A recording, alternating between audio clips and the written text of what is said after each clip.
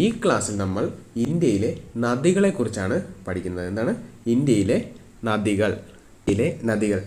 ഇന്ത്യയിലെ നദികളെ ഉദ്ഭവത്തിൻ്റെ അടിസ്ഥാനത്തിൽ രണ്ടായി തിരിച്ചിട്ടുണ്ട്.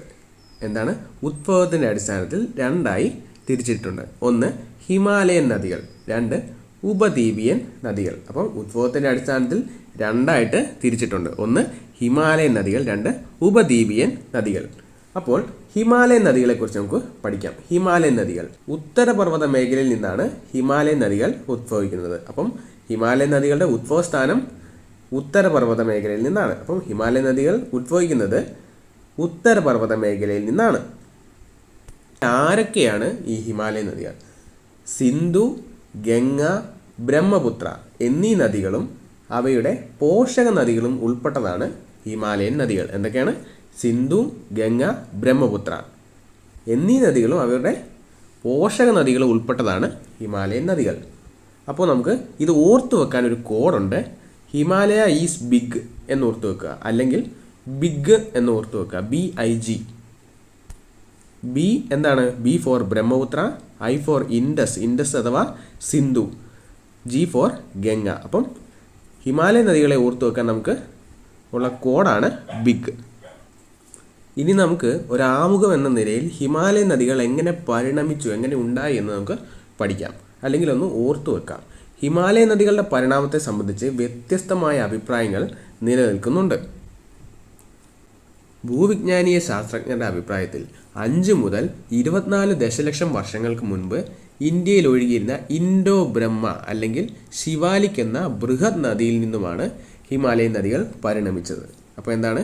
ഇൻഡോ ബ്രഹ്മ അല്ലെങ്കിൽ ശിവാലിക് എന്നറിയപ്പെടുന്ന വലിയൊരു നദിയിൽ നിന്നായിരുന്നു ഈ ഹിമാലയൻ നദികൾ പരിണമിച്ചതെന്നാണ് ശാസ്ത്രജ്ഞരുടെ നിഗമനം. അപ്പോൾ ഈ ശിവാലിക് നദി ഒഴുകിയത് അസം മുതൽ സിന്ധ് വരെയാണ്. എന്താണ്? അസം മുതൽ സിന്ധ് വരെ ഒഴുകിയിരുന്ന ശിവാലിക് നദി പഞ്ചാബിനടുത്ത് സിന്ധ് ഗൾഫിൽ ഒഴുകിയെത്തിയിരുന്നു എന്നാണ് ശാസ്ത്രജ്ഞർ പറയുന്നത്. കാലക്രമേണ ഈ ഇൻഡോ ബ്രഹ്മ അല്ലെങ്കിൽ ശിവാലിക് നദി 3 നദികളായി വിഭജിക്കപ്പെട്ടു. എന്താണ്? 3 നദികളായി വിഭജിക്കപ്പെട്ടു. പടിഞ്ഞാറ് സിന്ധു നദിയും അതിൻ്റെ 5 പോഷക നദികളും, മധ്യഭാഗത്ത് ഗംഗാ നദിയും അതിൻ്റെ പോഷക നദികളും, കിഴക്ക് ബ്രഹ്മപുത്രയും അതിൻ്റെ പോഷക നദികളും. അപ്പോൾ ഇൻഡോ ബ്രഹ്മ 3 നദികളായി വിഭജിക്കപ്പെട്ടു. പടിഞ്ഞാറ് സിന്ധു നദി, മധ്യഭാഗത്ത് ഗംഗാ നദി, കിഴക്ക് ബ്രഹ്മപുത്ര. അങ്ങനെ ഇവയുടെ പോഷക നദികളും ചേർന്നാണ് ഇപ്പോൾ നമ്മൾ ഉള്ള ഹിമാലയൻ നദികൾ എന്ന് പറയുന്നത്. അപ്പോൾ ഏതെല്ലാമായിരുന്നു ഹിമാലയൻ നദികൾ? ബിഗ് അല്ലേ? ബ്രഹ്മപുത്ര, ഇൻഡസ്, ഗംഗ. അതിലെ ഇൻഡസ് അഥവാ സിന്ധു നദിയെക്കുറിച്ച് നമുക്ക് പഠിക്കാം. എന്താണ് സിന്ധു നദി? സിന്ധു നദിയുടെ പേരിൽ നിന്നാണ് ഭാരതത്തിന് ഇന്ത്യ, ഹിന്ദുസ്ഥാൻ എന്നീ പേരുകൾ ലഭിച്ചത്. അപ്പോൾ എന്താണ്? സിന്ധു നദിയുടെ പേരിൽ നിന്നാണ് ഭാരതത്തിന് ഇന്ത്യ, ഹിന്ദുസ്ഥാൻ എന്നീ പേരുകൾ ലഭിച്ചത്. സിന്ധു നദിയെപ്പറ്റി PSC ധാരാളം ക്വസ്റ്റ്യനുകൾ ചോദിച്ചിട്ടുണ്ട്. അതിലൊന്നാണ് ഋഗ്വേദത്തിൽ ഏറ്റവും കൂടുതൽ പരാമർശിച്ചിട്ടുള്ള നദി ഏതാണ്? എന്താണ്? ഋഗ്വേദത്തിൽ ഏറ്റവും കൂടുതൽ പരാമർശിച്ചിട്ടുള്ള നദി ഏതാണ് എന്ന് ചോദിച്ചാൽ അത് സിന്ധു നദിയാണ്. സിന്ധു നദി അറിയപ്പെടുന്ന മറ്റൊരു പേരാണ് സിംഹനദി. എന്താണ്? സിംഹനദി. അപ്പോൾ സിംഹനദി എന്നറിയപ്പെടുന്നത് സിന്ധു നദിയാണ്. ഈ സിന്ധു നദി ടിബറ്റിൽ അറിയപ്പെടുന്നത് സിംഗി കമ്പൻ എന്നാണ്. എന്താണ്? സിംഗി കമ്പൻ. സിന്ധു നദി ടിബറ്റിൽ അറിയപ്പെടുന്നത് സിംഗി കമ്പൻ എന്നാണ്. ഈ സിംഗി കമ്പൻ എന്ന പദത്തിൻ്റെ അർത്ഥം സിംഹത്തിൻ്റെ മുഖം എന്നാണ്. എന്താണ്?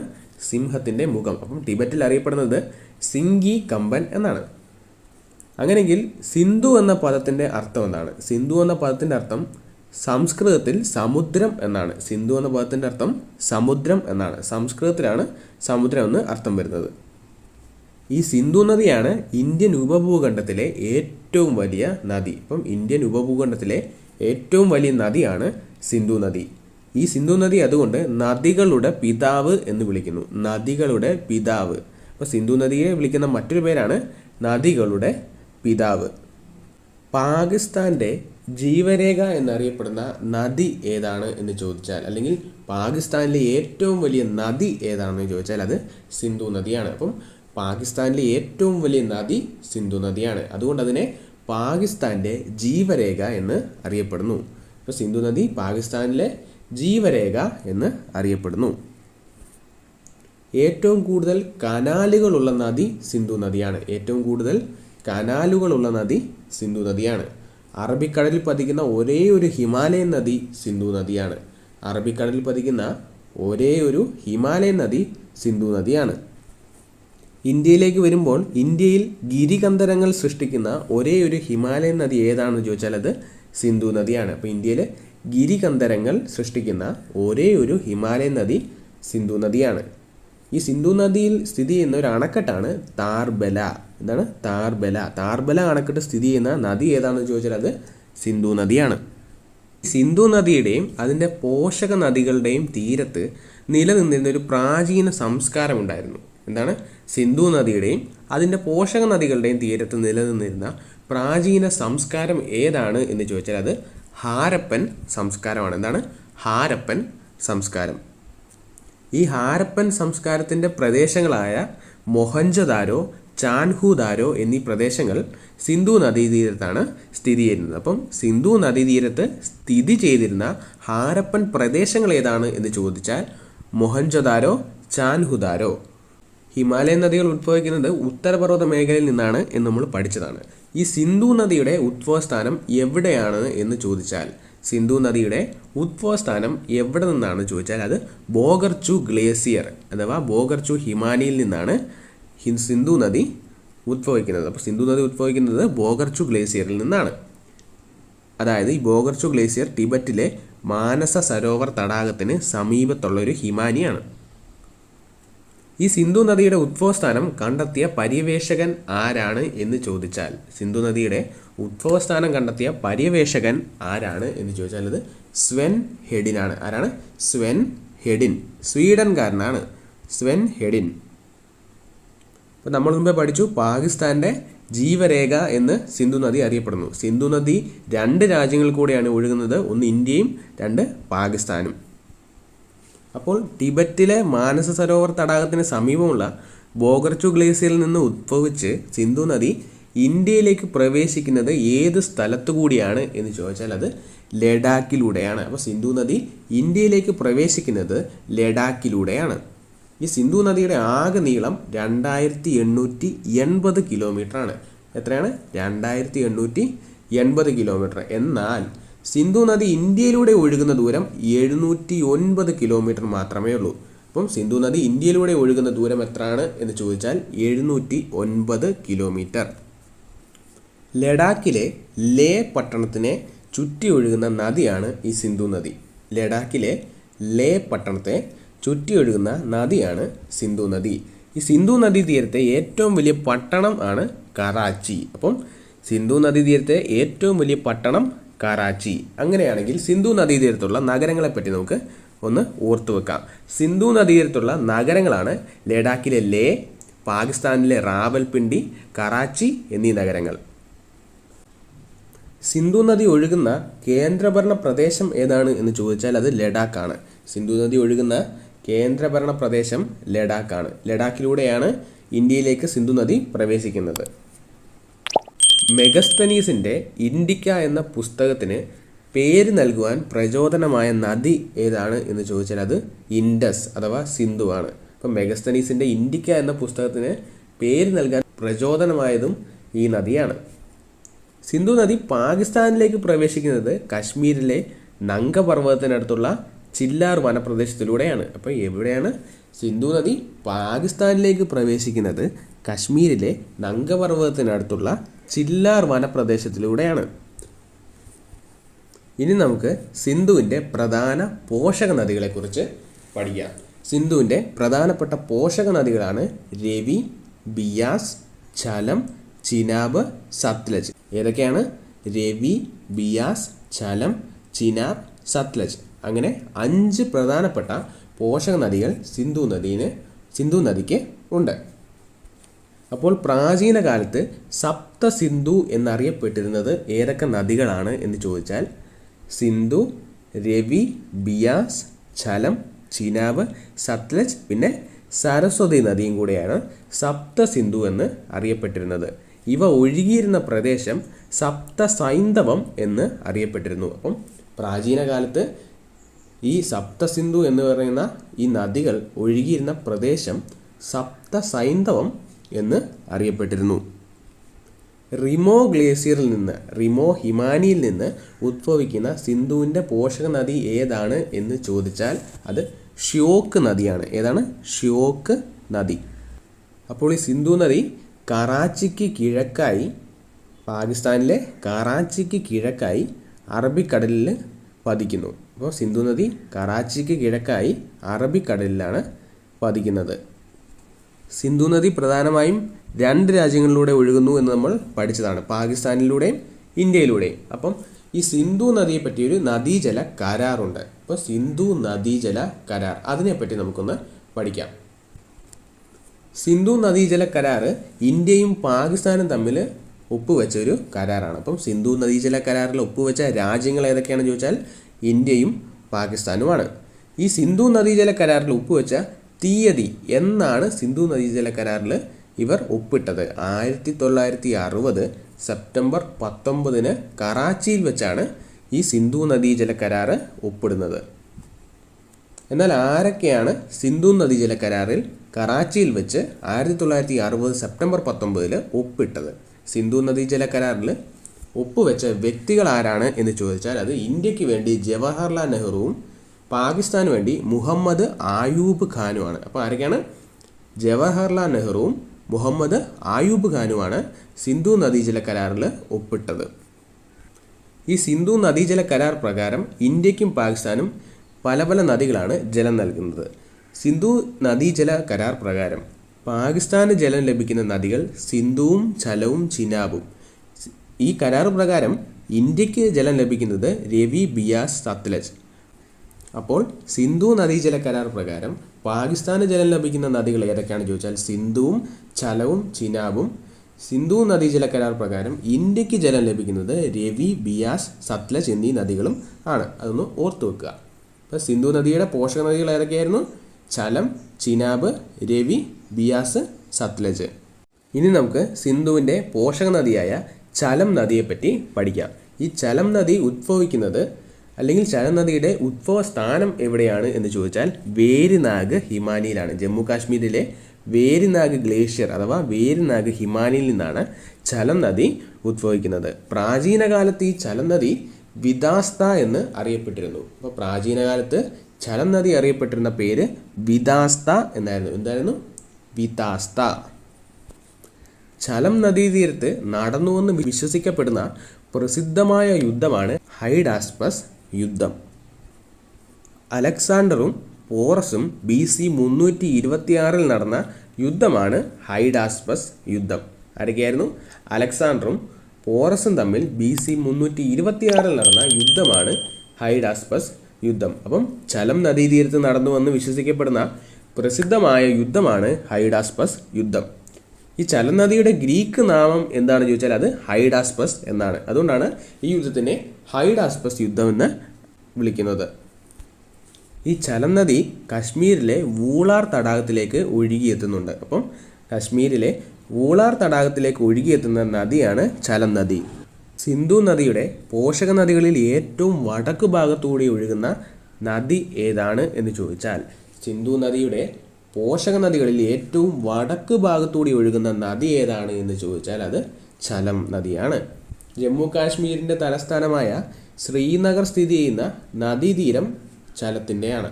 അപ്പം ഝലം നദീതീരത്താണ് ശ്രീനഗർ സ്ഥിതി ചെയ്യുന്നത്. ഝലം നദിയിൽ സ്ഥിതി ചെയ്യുന്ന ഡാമുകൾ ഏതൊക്കെയാണ് എന്ന് ചോദിച്ചാൽ ഝലം നദിയിൽ സ്ഥിതി ചെയ്യുന്ന ഡാമുകൾ ഏതൊക്കെയാണെന്ന് ചോദിച്ചാൽ അത് ഉറി, കിഷൻഗംഗ, മംഗള ഡാം എന്നീ ഡാമുകളാണ്. ഉറിയും കിഷൻഗംഗയും ജമ്മു കാശ്മീരിലും മംഗള ഡാം പാകിസ്ഥാനിലുമാണ് സ്ഥിതി ചെയ്യുന്നത്.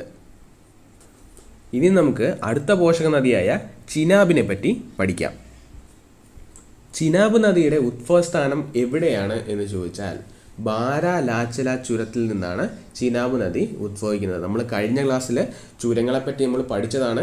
ബാരാലാച്ചല ചുരം ഹിമാചൽ പ്രദേശിലാണെന്ന് നമ്മൾ പഠിച്ചതാണ്. അപ്പോൾ ആ ക്ലാസ് കണ്ടിട്ടില്ലാത്തവർ ആ ക്ലാസ് കണ്ടിട്ട് മാത്രം ഈ ക്ലാസ്സിലേക്ക് കടക്കുക. അതിൻ്റെ ലിങ്ക് മുകളിൽ ഐ ബട്ടണിൽ കൊടുക്കുന്നതാണ്. അപ്പം ചിനാബ് നദിയുടെ ഉദ്ഭവസ്ഥാനം ബാരാലാച്ചല ചുരത്തിൽ നിന്നാണ്. പ്രാചീന കാലത്ത് ചിനാബ് നദി അറിയപ്പെട്ടിരുന്ന പേര് ഏതാണ് എന്ന് ചോദിച്ചാൽ, പ്രാചീന കാലത്ത് ചിനാബ് നദി അറിയപ്പെട്ടിരുന്ന പേര് അസ്കിനി എന്നായിരുന്നു. എന്താണ്? അസ്കിനി. സിന്ധു നദിയുടെ ഏറ്റവും വലിയ പോഷക നദിയാണ് ചിനാബ്. അപ്പം സിന്ധു നദിയുടെ ഏറ്റവും വലിയ പോഷക നദി ഏതാണ് എന്ന് ചോദിച്ചാൽ അത് ചിനാബാണ്. ഒരു നദിക്ക് കുറുകെ ലോകത്തിലെ ഏറ്റവും ഉയരത്തിലുള്ള റെയിൽവേ പാലം നിർമ്മിക്കുന്നത് ഈ ചിനാബ് നദിയിലാണ്. ജമ്മു കാശ്മീരിലാണ് ആ പാലം നിലവിൽ വരുന്നത്. അതൊരു കറണ്ട് അഫെയർ ക്വസ്റ്റ്യൻ ആണ്. അപ്പം ഒരു നദിക്ക് കുറുകെ ലോകത്തിലെ ഏറ്റവും ഉയരത്തിലുള്ള റെയിൽവേ പാലം നിർമ്മിക്കുന്നത് ജമ്മു കാശ്മീരിലെ ചിനാബ് നദിക്ക് കുറുകെയാണ്. ചാന്ദ്ര, ബാഗ എന്നീ നദികൾ യോജിച്ച് രൂപം കൊള്ളുന്ന നദി ഏതാണ് എന്ന് ചോദിച്ചാൽ അത് ചിനാബാണ്. അപ്പോൾ ചിനാബ് രൂപം കൊള്ളുന്നത് ചാന്ദ്ര, ബാഗ എന്നീ നദികൾ യോജിച്ചിട്ട് ആണ്. അപ്പം ചിനാബിൻ്റെ പോഷക നദി ഏതാണ് എന്ന് ചോദിച്ചാൽ, ചിനാബിൻ്റെ പോഷക നദി ഏതാണ് എന്ന് ചോദിച്ചാൽ അത് താവി നദിയാണ്. എന്താണ്? താവി നദി. താവി നദിയെ പറ്റി PSC ചോദിച്ച മറ്റൊരു ക്വസ്റ്റ്യൻ ആണ്, ജമ്മു പട്ടണത്തിനെ രണ്ടായി വിഭജിച്ച് ഒഴുകുന്ന നദി ഏതാണ്? ജമ്മു പട്ടണത്തിനെ രണ്ടായി വിഭജിച്ച് ഒഴുകുന്ന നദിയാണ് താവി നദി. അപ്പം ഈ താവി നദി ചിനാബിൻ്റെ പോഷക നദിയാണ്. ജമ്മു കാശ്മീരിൽ ചിനാബ് നദിയിലുള്ള ജലവൈദ്യുത പദ്ധതികൾ ഏതൊക്കെയാണ്? ജമ്മു കാശ്മീരിൽ ചിനാബ് നദിയിലുള്ള ജലവൈദ്യുത പദ്ധതികൾ ഏതൊക്കെയാണ്? 1 ബെഗ്ലിഹാർ, 2 സലാൽ, 3 ദുൽഹസ്തി, 4 റാറ്റിൽ, 5 കീരു. അപ്പം ജമ്മു കാശ്മീരിലെ ചിനാബ് നദിയിലുള്ള ജലവൈദ്യുത പദ്ധതികളാണ് ബെഗ്ലിഹാർ, സലാൽ, ദുൽഹസ്തി, റാറ്റിൽ, കീരു. ഈ ചിനാബിനെ പറ്റി ചോദിക്കുന്ന മറ്റൊരു ചോദ്യമാണ്, ഇസ്കാമതി എന്നറിയപ്പെട്ടിരുന്ന നദി ഏതാണ്? ഇസ്കാമതി എന്നറിയപ്പെട്ടിരുന്ന നദിയാണ് ചിനാബ്. അസസൈൻസ് എന്ന ഗ്രീക്ക് നാമത്തിൽ അറിയപ്പെട്ടിരുന്ന നദിയാണ് ചിനാബ്. എന്താണ്? അസസൈൻസ് എന്ന ഗ്രീക്ക് നാമത്തിൽ അറിയപ്പെട്ടിരുന്ന നദിയാണ് ചിനാബ്. ഇനി അടുത്ത പോഷക നദിയായ രവിയെ പറ്റിയാണ് നമ്മൾ പഠിക്കാൻ പോകുന്നത്. അപ്പോൾ രവി നദിയുടെ ഉത്ഭവസ്ഥാനം കുളു താഴ്വരയിൽ നിന്നാണ്. അപ്പം കുളു താഴ്വരയിൽ നിന്നാണ് രവി നദിയുടെ ഉത്ഭവസ്ഥാനം. കുളു എവിടെയാണ് എന്ന് നമ്മൾ കഴിഞ്ഞ ക്ലാസ്സിൽ പഠിച്ചതാണ്.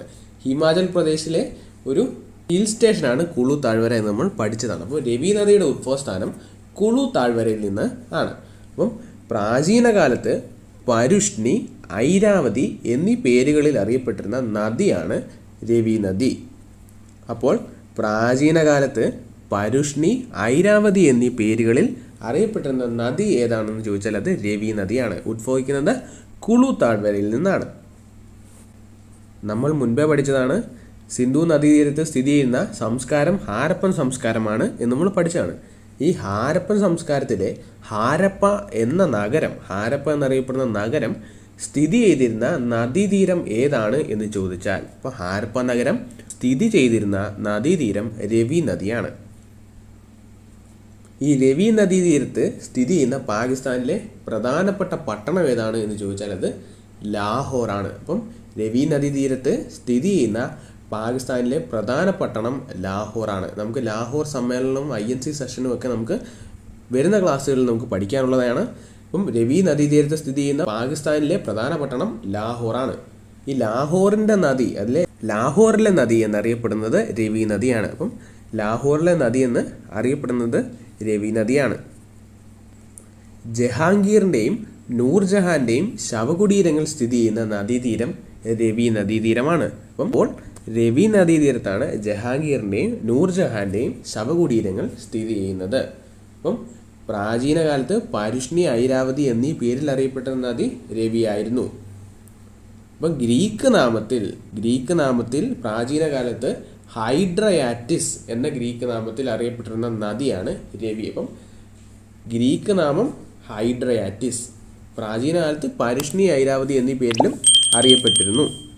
ഈ രവി നദിയിൽ നിർമ്മിച്ചിരിക്കുന്ന ഡാമുകൾ ഏതൊക്കെയാണ് എന്ന് ചോദിച്ചാൽ 2 ഡാമുണ്ട്. ഒന്ന് തെയിൻ ഡാം അഥവാ രഞ്ജിത് സാഗർ ഡാം. അപ്പം തെയിൻ ഡാം അഥവാ Ranjith Sagar dam. 2 camera dam. ഈ തെയിൻ ഡാം സ്ഥിതി ചെയ്യുന്നത് പഞ്ചാബിലും ചമേര ഡാം സ്ഥിതി ചെയ്യുന്നത് ഹിമാചൽ പ്രദേശിലുമാണ്. ഉജ്ജ വിവിധോദ്ദേശ പദ്ധതി നിലവിൽ വരുന്നത് രവി നദിയിലാണ്. ജമ്മു കാശ്മീരിലാണ് ഈ പദ്ധതി നിലവിൽ വരുന്നത്. അപ്പം ഉജ്ജ വിവിധോദ്ദേശ പദ്ധതി നിലവിൽ വരുന്നത് രവി നദിയിലാണ്. ഇനി നമുക്ക് നാലാമത്തെ പോഷക നദിയായ ബിയാസിനെ പറ്റി പഠിക്കാം. ബിയാസ് നദിയുടെ ഉത്ഭവസ്ഥാനം റോഹ്താങ് ചുരത്തിൽ നിന്നാണ്. അപ്പം ബിയാസ് നദി ഉദ്ഭവിക്കുന്നത് ഹിമാചൽ പ്രദേശിലെ റോഹ്താങ് ചുരത്തിൽ നിന്നാണ്. പൂർണ്ണമായും ഇന്ത്യയിലൂടെ ഒഴുകുന്ന സിന്ധുവിൻ്റെ പോഷക നദിയാണ് ബിയാസ്. അപ്പം പൂർണ്ണമായും ഇന്ത്യയിലൂടെ ഒഴുകുന്ന സിന്ധുവിൻ്റെ പോഷക നദിയാണ് ബിയാസ്. പ്രാചീന കാലത്ത് ഈ ബിയാസ് നദി വിപാസ, അർജികുജ എന്നിങ്ങനെ അറിയപ്പെട്ടിരുന്നു. അപ്പം പ്രാചീന കാലത്ത് ബിയാസ് നദി അറിയപ്പെട്ടിരുന്ന പേരുകളാണ് വിപാസ, അർജികുജ. ഹൈഫാസിസ് എന്ന് ഗ്രീക്ക് പുരാണങ്ങളിൽ രേഖപ്പെടുത്തിയിരിക്കുന്ന നദി ഏതാണെന്ന് ചോദിച്ചാൽ, ഹൈഫാസിസ് എന്ന് ഗ്രീക്ക് പുരാണങ്ങളിൽ രേഖപ്പെടുത്തിയിരിക്കുന്ന നദി ഏതാണെന്ന് ചോദിച്ചാൽ അത് ബിയാസ് നദിയാണ്. അപ്പോൾ സിന്ധുവിൻ്റെ ഏറ്റവും ചെറിയ പോഷക നദിയാണ് ബിയാസ്. അപ്പോൾ സിന്ധുവിൻ്റെ ഏറ്റവും ചെറിയ പോഷക നദി ബിയാസ് ആണ്. സിന്ധു നദിയുടെ ഏറ്റവും വലിയ പോഷക നദി ചിനാബാണ്, നമ്മൾ മുമ്പ് പഠിച്ചതാണ്. അപ്പോൾ സിന്ധുവിൻ്റെ ഏറ്റവും ചെറിയ പോഷക നദി ബിയാസ് ആണ്. കാംഗ്ര, കുളു, മണാലി എന്നീ താഴ്വരകളിലൂടെയാണ് ബിയാസ് ഒഴുകുന്നത്. അപ്പം ബിയാസ് ഒഴുകുന്ന പ്രധാനപ്പെട്ട താഴ്വരകൾ ഏതാണെന്ന് ചോദിച്ചാൽ കാംഗ്ര, കുളു, മണാലി. പാകിസ്ഥാനിലേക്ക് പ്രവേശിക്കാത്ത സിന്ധുവിൻ്റെ പോഷക നദി ഏതാണ് എന്ന് ചോദിച്ചാൽ, പാകിസ്ഥാനിലേക്ക് പ്രവേശിക്കാത്ത സിന്ധുവിൻ്റെ പോഷക നദി ഏതാണെന്ന് ചോദിച്ചാൽ അത് ബിയാസ്. ഈ ബിയാസ് നദിയിൽ സ്ഥിതി ചെയ്യുന്ന അണക്കെട്ടാണ് മഹാറാണ പ്രതാപ് സാഗർ ഡാം അഥവാ പോങ് അണക്കെട്ട്. അപ്പോൾ മഹാറാണ പ്രതാപ് സാഗർ ഡാം അഥവാ പോങ് എന്ന അണക്കെട്ട് സ്ഥിതി ചെയ്യുന്ന നദി ഏതാണെന്ന് ചോദിച്ചാൽ അത് ബിയാസ് നദിയാണ്. ഈ രവി ബിയാസ് നദീജല ട്രൈബ്യൂണൽ 1986 സ്ഥാപിതമായിട്ടുണ്ട്. അപ്പം രവി ബിയാസ് നദീജല ട്രൈബ്യൂണൽ സ്ഥാപിതമായത് എന്നാണ് എന്ന് ചോദിച്ചാൽ അത് 1986 ഇനി നമുക്ക് സിന്ധുവിൻ്റെ പോഷക നദിയായ സത്ലജിനെ കുറിച്ച് പഠിക്കാം. PSC ഏറ്റവും കൂടുതൽ ചോദ്യം ചോദിച്ചിട്ടുള്ള പോഷക നദിയാണ് സത്ലജ്. സത്ലജിൻ്റെ ഉദ്ഭവസ്ഥാനം എവിടെയാണ് എന്ന് ചോദിച്ചാൽ ടിബറ്റിലെ രാക്ഷസ് താൽ എന്ന സ്ഥലത്ത് നിന്നാണ്. അപ്പം ടിബറ്റിലെ രാക്ഷസ് താലിൽ നിന്നാണ്. അപ്പോൾ ടിബറ്റിലെ രാക്ഷസ് താൽ എന്ന തടാകത്തിൽ നിന്നാണ് സത്ലജിൻ്റെ ഉദ്ഭവസ്ഥാനം. ഇന്ത്യയിലൂടെ ഒഴുകുന്ന സിന്ധുവിൻ്റെ ഏറ്റവും നീളം കൂടിയ പോഷക നദി ഏതാണ് എന്ന് ചോദിച്ചാൽ സത്ലജാണ്. അപ്പോൾ ചോദ്യം ശ്രദ്ധിക്കണം, ഇന്ത്യയിലൂടെ ഒഴുകുന്ന സിന്ധുവിൻ്റെ ഏറ്റവും നീളം കൂടിയ പോഷക നദി സത്ലജാണ്. സിന്ധുവിൻ്റെ പോഷക നദികളിൽ ഏറ്റവും തെക്ക് ഭാഗത്തുകൂടി ഒഴുകുന്ന നദിയാണ് സത്ലജ്. ഏറ്റവും വടക്ക് ഭാഗത്തുകൂടി ഒഴുകുന്ന നദി ഝലമാണെന്ന് നമ്മൾ പഠിച്ചതാണ്. സിന്ധുവിൻ്റെ പോഷക നദികളിൽ ഏറ്റവും തെക്ക് ഭാഗത്തുകൂടി ഒഴുകുന്ന നദി സത്ലജാണ്. സിന്ധുവിൻ്റെ പോഷക നദികളിൽ ഏറ്റവും കൂടുതൽ ദൂരം ഇന്ത്യയിലൂടെ ഒഴുകുന്ന നദി സത്ലജാണ്. അപ്പം ചോദ്യം ശ്രദ്ധിക്കണം, സിന്ധുവിൻ്റെ പോഷക നദികളിൽ ഏറ്റവും കൂടുതൽ ദൂരം ഇന്ത്യയിലൂടെ ഒഴുകുന്ന നദി സത്ലജാണ്. ടിബറ്റിൽ നിന്ന് ഉദ്ഭവിക്കുന്ന സിന്ധുവിൻ്റെ ഏക പോഷക നദിയാണ് സത്ലജ്. അപ്പം ടിബറ്റിൽ നിന്നും ഉദ്ഭവിക്കുന്ന സിന്ധുവിൻ്റെ ഏക പോഷക നദിയാണ് സത്ലജ്. ഈ സത്ലജ് അപ്പോൾ ഇന്ത്യയിലേക്ക് പ്രവേശിക്കുന്ന സ്ഥലം ഏതാണ് എന്ന് ചോദിച്ചാൽ, സത്ലജ് ഇന്ത്യയിലേക്ക് പ്രവേശിക്കുന്ന സ്ഥലം ഏതാണ് എന്ന് ചോദിച്ചാൽ അത് ഷിപ്കീല ചുരത്തിൽ കൂടിയാണ്. അപ്പം ഷിപ്കീല ചുരത്തിൽ കൂടിയാണ് സത്ലജ് ഇന്ത്യയിലേക്ക് പ്രവേശിക്കുന്നത്. രാജസ്ഥാനിൽ സത്ലജിൽ നിന്നും ജലം എത്തിക്കുന്ന പദ്ധതി അറിയപ്പെടുന്ന പേര് എന്താണ്? അപ്പോൾ രാജസ്ഥാനിലേക്ക് സത്ലജിൽ നിന്നും ജലം എത്തിക്കുന്ന പദ്ധതിയാണ് ഇന്ദിരാഗാന്ധി കനാൽ പദ്ധതി. 1958 ഇന്ദിരാഗാന്ധി കനാൽ പദ്ധതി അഥവാ ഇന്ദിരാഗാന്ധി കനാൽ പ്രോജക്റ്റ് തുടങ്ങുന്നത്. ഇന്ത്യയിലെ ഏറ്റവും വലിയ കനാൽ പദ്ധതിയാണ് ഇന്ദിരാഗാന്ധി കനാൽ പദ്ധതി, അതുകൂടെ ഓർത്തു വെക്കുക. അപ്പോൾ രാജസ്ഥാനിലേക്ക് സത്ലജിൽ നിന്നും ജലം എത്തിക്കുന്ന പദ്ധതിയാണ് ഇന്ദിരാഗാന്ധി കനാൽ പദ്ധതി. അപ്പോൾ ഇങ്ങനെയും ചോദിക്കാം, ഇന്ത്യയിലെ ഏറ്റവും വലിയ കനാൽ പദ്ധതിയായ ഇന്ദിരാഗാന്ധി കനാൽ പദ്ധതി സ്ഥിതി ചെയ്യുന്നത് ഏത് നദിയിലാണ്? ഇപ്പം ഉത്തരം എന്താണ്? സത്ലജ് നദിയിലാണ് ഇന്ദിരാഗാന്ധി കനാൽ പദ്ധതി സ്ഥിതി ചെയ്യുന്നത്. നമ്മൾ മുമ്പേ പഠിച്ചാണ്, ഋഗ്വേദത്തിൽ ഏറ്റവും കൂടുതൽ പരാമർശിച്ചിട്ടുള്ള നദി സിന്ധു നദിയാണ് നമ്മൾ പഠിച്ചതാണ്. എന്നാൽ പഞ്ചനദികളിൽ ഋഗ്വേദത്തിൽ ഏറ്റവും കൂടുതൽ പരാമർശിച്ചിരിക്കുന്നത് സത്ലജ് നദിയെക്കുറിച്ചാണ്. അപ്പം പഞ്ചനദികളിൽ ഋഗ്വേദത്തിൽ ഏറ്റവും കൂടുതൽ പരാമർശിച്ചിരിക്കുന്നത് സത്ലജ് നദിയെക്കുറിച്ചാണ്. ശതദ്രു എന്താണ് ശതദ്രു എന്ന പ്രാചീന നാമത്തിൽ അറിയപ്പെട്ടിരുന്നത് സത്ലജാണ്. അപ്പോൾ സത്ലജിൻ്റെ ഒരു പ്രാചീന നാമമാണ് ശതദ്രു. സത്ലജിൻ്റെ ഗ്രീക്ക് നാമമായിരുന്നു ഹൈസിഡ്രോസ്. എന്താണ് ഹൈസിഡ്രോസ്. അപ്പോൾ ഹൈസിഡ്രോസ് എന്ന ഗ്രീക്ക് നാമത്തിൽ അറിയപ്പെട്ടിരുന്നത് സത്ലജ് നദിയാണ്. ഈ സത്ലജ് നദിയിൽ സ്ഥിതി ചെയ്യുന്ന ഭൂഗർഭ ജലവൈദ്യുത പദ്ധതി ഏതാണ് എന്ന് ചോദിച്ചാൽ സത്ലജിൽ സ്ഥിതി ചെയ്യുന്ന ഭൂഗർഭ ജലവൈദ്യുത പദ്ധതിയാണ് നാഥ്പ ജാക്രി ഡാം. എന്താണ് നാഥ്പ ജാക്രി ഡാം. ഹിമാചൽ പ്രദേശിലാണ് നാഥ്പ ജാക്രി ഡാം സ്ഥിതി ചെയ്യുന്നത്.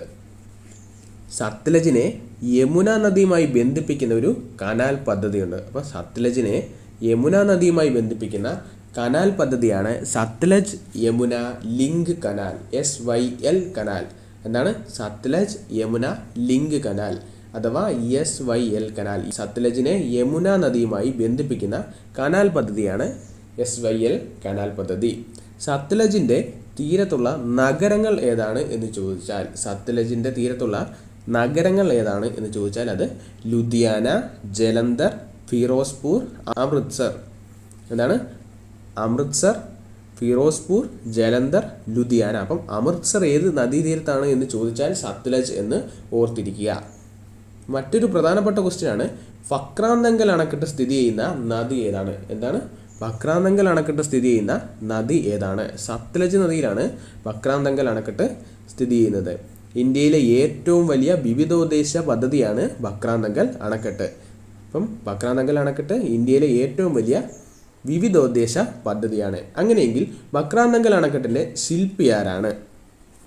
ഫക്രാന്തങ്കൽ അണക്കെട്ടിൻ്റെ ശില്പിയാണ് ഹാർവി സ്ലോക്കം. എന്താണ് ഹാർവി സ്ലോക്കം. അമേരിക്കക്കാരനാണ്. ഈ ഫക്രാന്തങ്കൽ അണക്കെട്ടിൻ്റെ ജലസംഭരണി അറിയപ്പെടുന്നത് ഫക്രാന്തങ്കൽ അണക്കെട്ടിൻ്റെ ജലസംഭരണി അറിയപ്പെടുന്നത് ഗോവിന്ദ് സാഗർ തടാകം. ഹിമാചൽ പ്രദേശിലെ ഗോവിന്ദ് സാഗർ തടാകമാണ് ഫക്രാന്തങ്കൽ അണക്കെട്ടിൻ്റെ ജലസംഭരണി. അപ്പോൾ ഈ ഫക്രാന്തങ്കൽ അണക്കെട്ട് ഉദ്ഘാടനം ചെയ്തത് എന്നാണ് എന്ന് ചോദിച്ചാൽ ഫക്രാന്തങ്കൽ അണക്കെട്ട് ഉദ്ഘാടനം ചെയ്തത് 1963 നെഹ്റുവാണ് ഫക്രാന്തങ്കൽ അണക്കെട്ട് ഉദ്ഘാടനം ചെയ്തത്.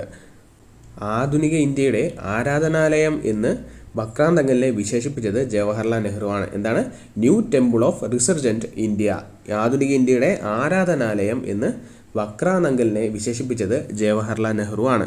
അപ്പോൾ ഉദ്ഘാടനം ചെയ്തത് 1963 ഈ ഫക്രാന്തങ്കൽ അണക്കെട്ടുകളിൽ ഫക്ര അണക്കെട്ട് സ്ഥിതി ചെയ്യുന്നത് ഹിമാചൽ പ്രദേശിലും നങ്കൽ അണക്കെട്ട് സ്ഥിതി ചെയ്യുന്നത് പഞ്ചാബിലുമാണ്. അപ്പോൾ ഓർത്തു വെക്കുക, ഫക്ര അണക്കെട്ട് സ്ഥിതി ചെയ്യുന്നത് ഹിമാചൽ പ്രദേശിലാണ്, നങ്കൽ അണക്കെട്ട് സ്ഥിതി ചെയ്യുന്നത് പഞ്ചാബിലാണ്. അപ്പം ഈ സത്ലജ് നദിയിലാണ് ഫക്രാന്തങ്കൽ അണക്കെട്ട് സ്ഥിതി ചെയ്യുന്നത്. ഈ സത്ലജ് നദിയുടെ പതനസ്ഥാനം ചിനാബ് നദിയിലാണ്. അപ്പോൾ ചിനാബ് നദിയിലാണ് സത്ലജ് വന്ന് പതിക്കുന്നത്. അപ്പോൾ ഇത്രയുമാണ് സിന്ധുവിൻ്റെ പോഷക നദികൾ. അപ്പോൾ നമ്മൾ ഇതുവരെ എന്താണ് പഠിച്ചത്? സിന്ധു നദിയും അവയുടെ 5 പോഷക നദികളെയും കുറിച്ചും വളരെ വിശദമായിട്ടാണ് നമ്മൾ പഠിച്ചത്. ഓർത്തിരിക്കുക, ഇന്ത്യയിൽ 2 തരത്തിലുള്ള നദികളുണ്ട്. ഒന്ന് ഹിമാലയൻ നദിയും 2 ഉപദ്വീപീയൻ നദിയും. ഉത്തരപർവ്വത മേഖലയിൽ നിന്നാണ് ഹിമാലയൻ നദികൾ ഉദ്ഭവിക്കുന്നത്. ഹിമാലയൻ നദികൾ 3 എണ്ണമുണ്ട് എന്ന് നമ്മൾ പഠിച്ചതാണ്. ഏതൊക്കെയായിരുന്നു? BIG, ബ്രഹ്മപുത്ര, ഇൻഡസ്, ഗംഗാ നദി. നമ്മൾക്കെല്ലാവർക്കും അറിയാവുന്ന പോലെ ഇന്ത്യയുടെ ദേശീയ നദിയാണ് ഗംഗാ നദി. ഇന്ത്യയുടെ ദേശീയ നദിയാണ് ഗംഗാ നദി. ഈ ഗംഗാ നദിയെ ഇന്ത്യയുടെ ദേശീയ നദിയായി പ്രഖ്യാപിച്ച വർഷം 2008 നവംബർ 4 അപ്പോൾ ഗംഗാ നദിയെ ഇന്ത്യയുടെ ദേശീയ നദിയായി പ്രഖ്യാപിച്ച വർഷം 2008 നവംബർ 4 ഈ ഗംഗാ നദിയുടെ ഉത്ഭവസ്ഥാനം ഉത്തരാഖണ്ഡിലെ ഗംഗോത്രി ഹിമാനിയിലെ ഗായ്മുഖ് ഗുഹയിൽ നിന്നാണ്. അപ്പം ഗംഗാ നദിയുടെ ഉത്ഭവസ്ഥാനം ഉത്തരാഖണ്ഡിലെ ഗംഗോത്രി ഹിമാനിയിലെ ഗായ്മുഖ് ഗുഹയിൽ നിന്നാണ്. അപ്പോൾ നമുക്കറിയാം ഹിമാലയൻ നദികൾ 3 എണ്ണമാണ്: സിന്ധു, ഗംഗ, ബ്രഹ്മപുത്ര. ഗംഗാ നദിയുടെ ഉത്ഭവസ്ഥാനം ഉത്തരാഖണ്ഡിലെ ഗംഗോത്രി ഹിമാനിയിലെ ഗായ്മുഖ് ഗുഹയിൽ നിന്നാണ്. ഗംഗയുടെ ഏകദേശ നീളം 2525 കിലോമീറ്റർ ആണ്. എത്രയാണ്? 2525 കിലോമീറ്റർ. അതുകൊണ്ട് തന്നെ ഇന്ത്യയിലെ ഏറ്റവും നീളം കൂടിയ നദിയാണ് ഗംഗ. ഇന്ത്യയിലെ ഏറ്റവും നീളം കൂടിയ നദിയാണ് ഗംഗ. ഇന്ത്യയിലെ പുണ്യ നദി എന്ന് ഗംഗ അറിയപ്പെടുന്നു. എന്താണ്? ഇന്ത്യയിലെ പുണ്യനദി. ഇന്ത്യയിലെ പുണ്യനദി എന്നറിയപ്പെടുന്ന നദി ഗംഗയാണ്. ഏറ്റവും മലിനീകരിക്കപ്പെട്ട ഹിമാലയൻ നദി ഏതാണ് എന്ന് ചോദിച്ചാൽ ഏറ്റവും മലിനീകരിക്കപ്പെട്ട ഹിമാലയൻ നദി ഏതാണ് എന്ന് ചോദിച്ചാൽ അത് ഗംഗാ നദിയാണ്. ഈ ഗംഗയെ മാലിന്യ വിമുക്തമാക്കുവാൻ വേണ്ടി Ganga action plan Ganga action plan നടപ്പിലാക്കിയ പ്രധാനമന്ത്രി ആരാണ്? ഗംഗാ ആക്ഷൻ പ്ലാൻ നടപ്പിലാക്കിയ പ്രധാനമന്ത്രി രാജീവ് ഗാന്ധിയാണ്. 1986 രാജീവ് ഗാന്ധി ഇത് നടപ്പിലാക്കിയത്. ഗംഗയെ മാലിന്യമുക്തമാക്കുവാൻ വേണ്ടി നമാമി ഗംഗെ എന്ന പദ്ധതി നടപ്പിലാക്കിയ പ്രധാനമന്ത്രി ആരാണ്? നമാമി ഗംഗെ. നരേന്ദ്രമോദിയാണ് ഈ പദ്ധതി നടപ്പിലാക്കിയത്. 2014 നമാമി ഗംഗെ പദ്ധതി നരേന്ദ്രമോദി നടപ്പിലാക്കുന്നത്. അപ്പോൾ ഗംഗാനദി ഉദ്ഭവിക്കുന്നത് ഗംഗോത്രി ഹിമാലയയിലെ ഗായ്മുഖ് ഗുഹയിൽ നിന്നാണ് എന്ന് നമ്മൾ പഠിച്ചു. ഗംഗയുടെ ഉൽപ്പത്തി പ്രവാഹങ്ങൾ എന്ന് വിശേഷിപ്പിക്കുന്ന 5 നദികൾ ഏതെല്ലാമാണ്? ശ്രദ്ധിക്കുക, ഗംഗയുടെ ഉൽപ്പത്തി പ്രവാഹങ്ങൾ എന്ന് വിശേഷിപ്പിക്കുന്ന 5 നദികൾ ഏതെല്ലാമാണ്? 5 നദികൾ: 1 ഭഗീരഥി, 2 അളകനന്ദ, 3 മന്ദാകിനി, 4 ധൗളിഗംഗ, 5 പിണ്ടാർ. അപ്പോൾ ഏതൊക്കെയാണ്? ഭാഗീരഥി, അളകനന്ദ, മന്ദാകിനി, ധൗളിഗംഗ, പിണ്ടാർ.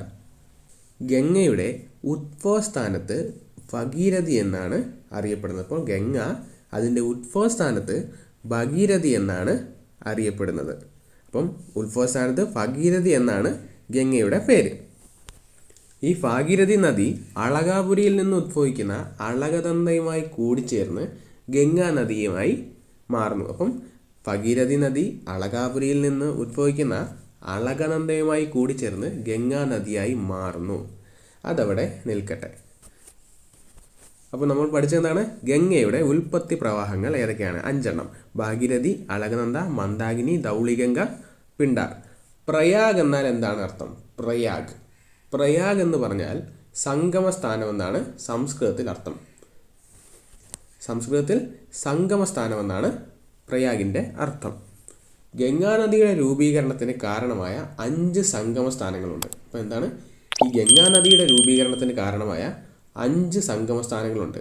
ഇവ ഒരുമിച്ച് പഞ്ചപ്രയാഗ് എന്നറിയപ്പെടുന്നു. അപ്പോൾ എന്താണ് പഞ്ചപ്രയാഗ്? ഗംഗാനദിയുടെ രൂപീകരണത്തിന് കാരണമായ 5 സംഗമ സ്ഥാനങ്ങൾ പഞ്ചപ്രയാഗ് എന്ന് അറിയപ്പെടുന്നു. അപ്പോൾ ഏതൊക്കെയാണ് ഈ പഞ്ചപ്രയാഗ്?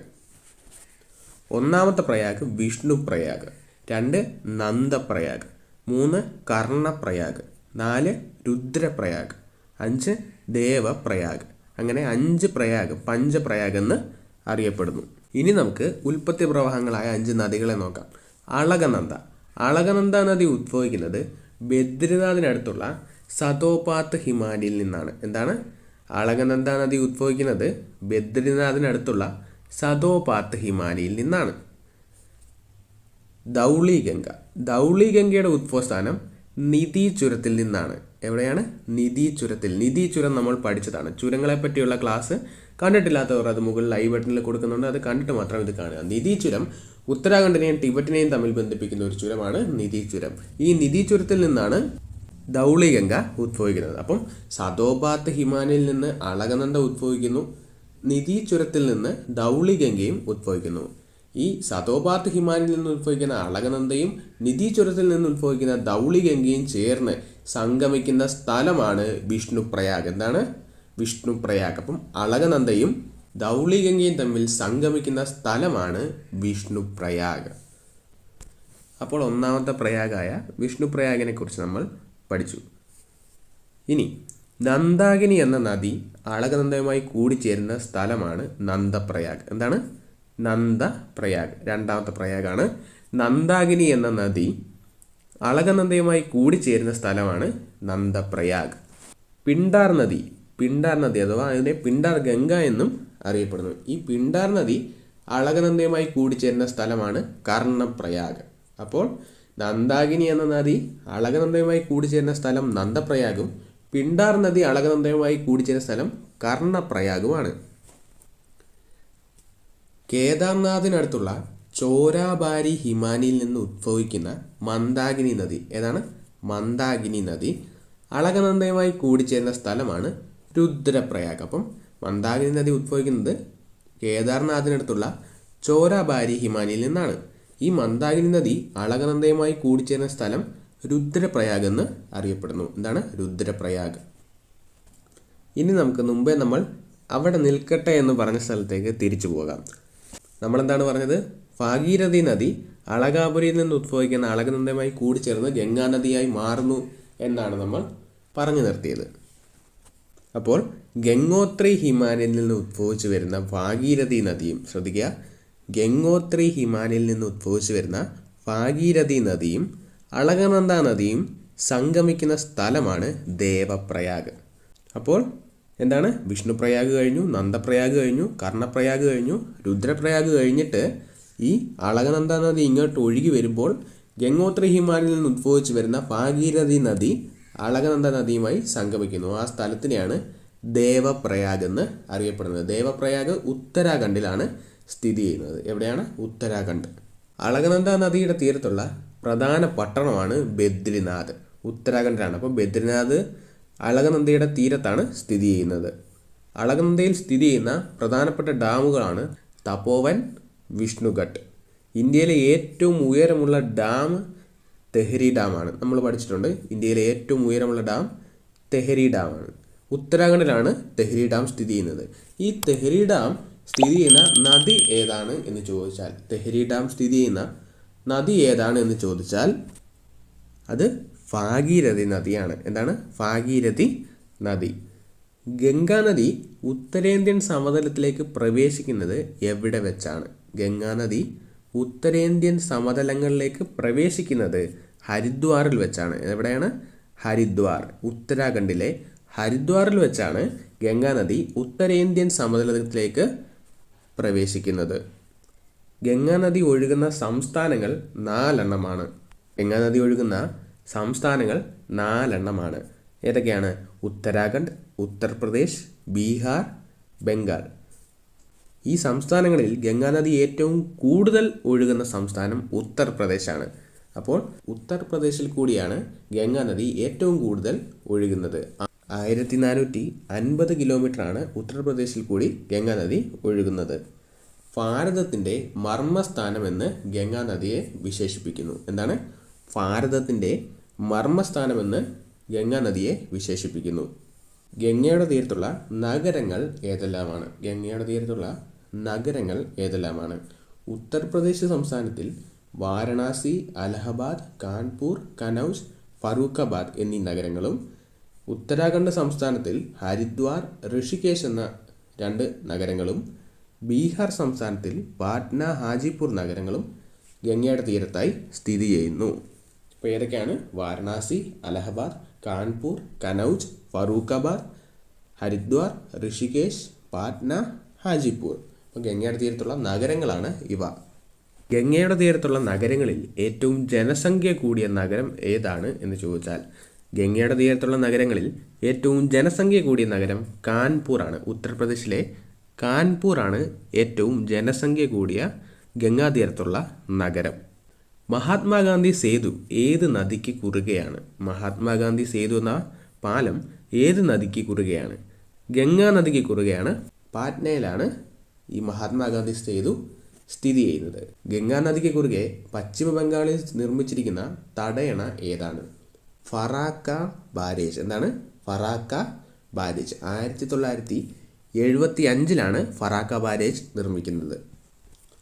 ഗംഗാ നദിക്ക് കുറുകെയുള്ള 2 തൂക്കുപാലങ്ങളുണ്ട്. ഗംഗാ നദിക്ക് കുറുകെയുള്ള രാംദൂല, ലക്ഷ്മൺ ദൂല എന്നീ തൂക്കുപാലങ്ങൾ സ്ഥിതി ചെയ്യുന്ന സ്ഥലം ഏതാണ്?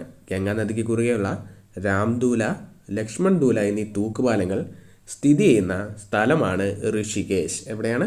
ഋഷികേശ്. ദേശീയ ജലപാതയായ നാഷണൽ വാട്ടർവേ നമ്പർ 1 NW1 സ്ഥിതി ചെയ്യുന്ന നദി ഏതാണ്? ദേശീയ ജലപാതയായ നാഷണൽ വാട്ടർവേ നമ്പർ 1 സ്ഥിതി ചെയ്യുന്ന നദി ഗംഗാ നദിയാണ്.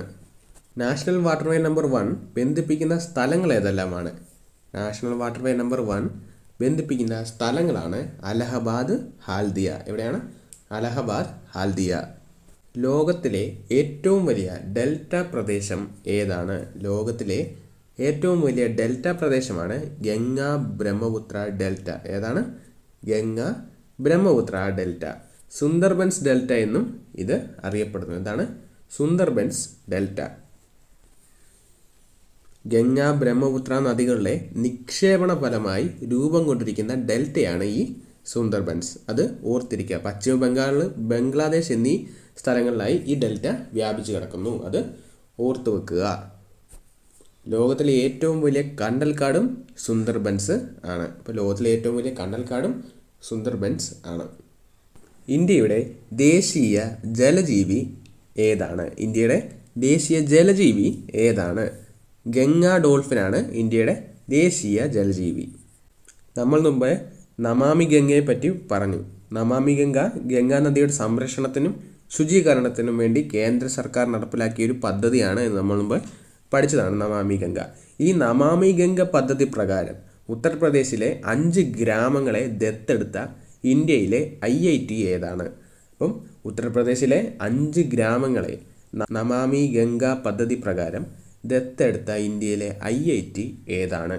IIT കാൺപൂർ ആണ് 5 ഗ്രാമങ്ങളെ ദത്തെടുത്തത്. അപ്പം IIT കാൺപൂർ. ഗംഗാ നദി ഏതെല്ലാം രാജ്യങ്ങളിൽ കൂടിയാണ് ഒഴുകുന്നത്? ഗംഗാ നദി ഏതെല്ലാം രാജ്യങ്ങളിൽ കൂടിയാണ് ഒഴുകുന്നത്? ഇന്ത്യയും ബംഗ്ലാദേശും. അപ്പം ഇന്ത്യയും ബംഗ്ലാദേശിലും കൂടിയാണ് ഗംഗാ നദി ഒഴുകുന്നത്.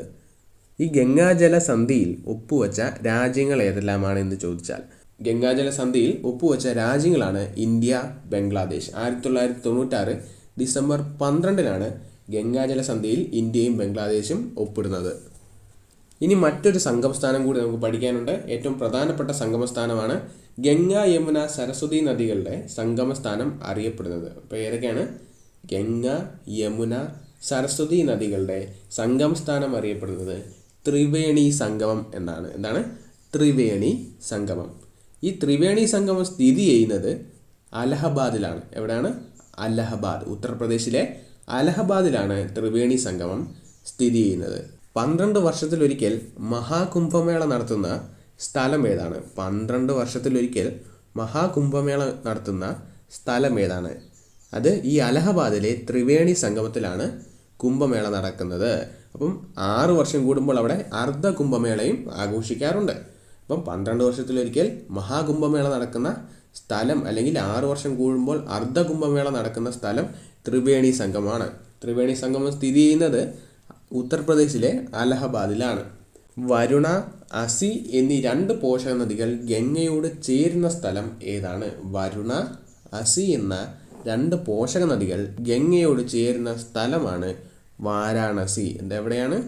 വാരാണസി. ഈ മഹാത്മാഗാന്ധി സേതു സ്ഥിതി ചെയ്യുന്ന നദി ഏതാണ് എന്ന് ചോദിച്ചാൽ, മഹാത്മാഗാന്ധി സേതു സ്ഥിതി ചെയ്യുന്നത് ഗംഗാ നദിയിലാണ്. അപ്പം ഗംഗാ നദി ബംഗ്ലാദേശിൽ അറിയപ്പെടുന്ന പേര് പത്മ എന്നാണ്. അപ്പം ഗംഗാ നദി ബംഗ്ലാദേശിൽ അറിയപ്പെടുന്ന പേര് പത്മ എന്നാണ്. ബ്രഹ്മപുത്ര നദി ബംഗ്ലാദേശിൽ അറിയപ്പെടുന്ന പേര് ജമുന എന്നാണ്. യമുനയല്ല, ജമുന. അപ്പം ഗംഗാ നദി ബംഗ്ലാദേശിൽ പത്മ എന്നറിയപ്പെടുന്നു. ബ്രഹ്മപുത്ര ബംഗ്ലാദേശിൽ ജമുന എന്ന് അറിയപ്പെടുന്നു. ബംഗ്ലാദേശിലെ ചാന്ദ്പൂർ ജില്ലയിൽ വെച്ച് ഈ പത്മയും ജമുനയും തമ്മിൽ കൂടിച്ചേരുന്നുണ്ട്. അപ്പം ബംഗ്ലാദേശിലെ ചാന്ദ്പൂർ ജില്ലയിൽ വെച്ച് പത്മയും ജമുനയും കൂടി ചേർന്നതിന് ശേഷം അറിയപ്പെടുന്ന പേര് എന്താണ്? പത്മയും ജമുനയും ബംഗ്ലാദേശിൽ വെച്ച് കൂടിച്ചേർന്നതിന് ശേഷം മേഘന എന്ന് അറിയപ്പെടുന്നു. എന്താണ്? മേഘന. കീർത്തിനാശിനി എന്നറിയപ്പെടുന്ന നദിയാണ് മേഘന. കീർത്തിനാശിനി എന്നറിയപ്പെടുന്ന നദിയാണ് മേഘന. ഈ മേഘന നദി പതിക്കുന്നത് ബംഗാൾ ഉൾക്കടലിലാണ്. അപ്പം മേഘന നദി പതിക്കുന്നത് ബംഗാൾ ഉൾക്കടലിലാണ്. ഗംഗാ നദിയുടെ പതനസ്ഥാനം ബംഗാൾ ഉൾക്കടൽ. ഗംഗാ നദിയുടെ പതനസ്ഥാനം ബംഗാൾ ഉൾക്കടലാണ്.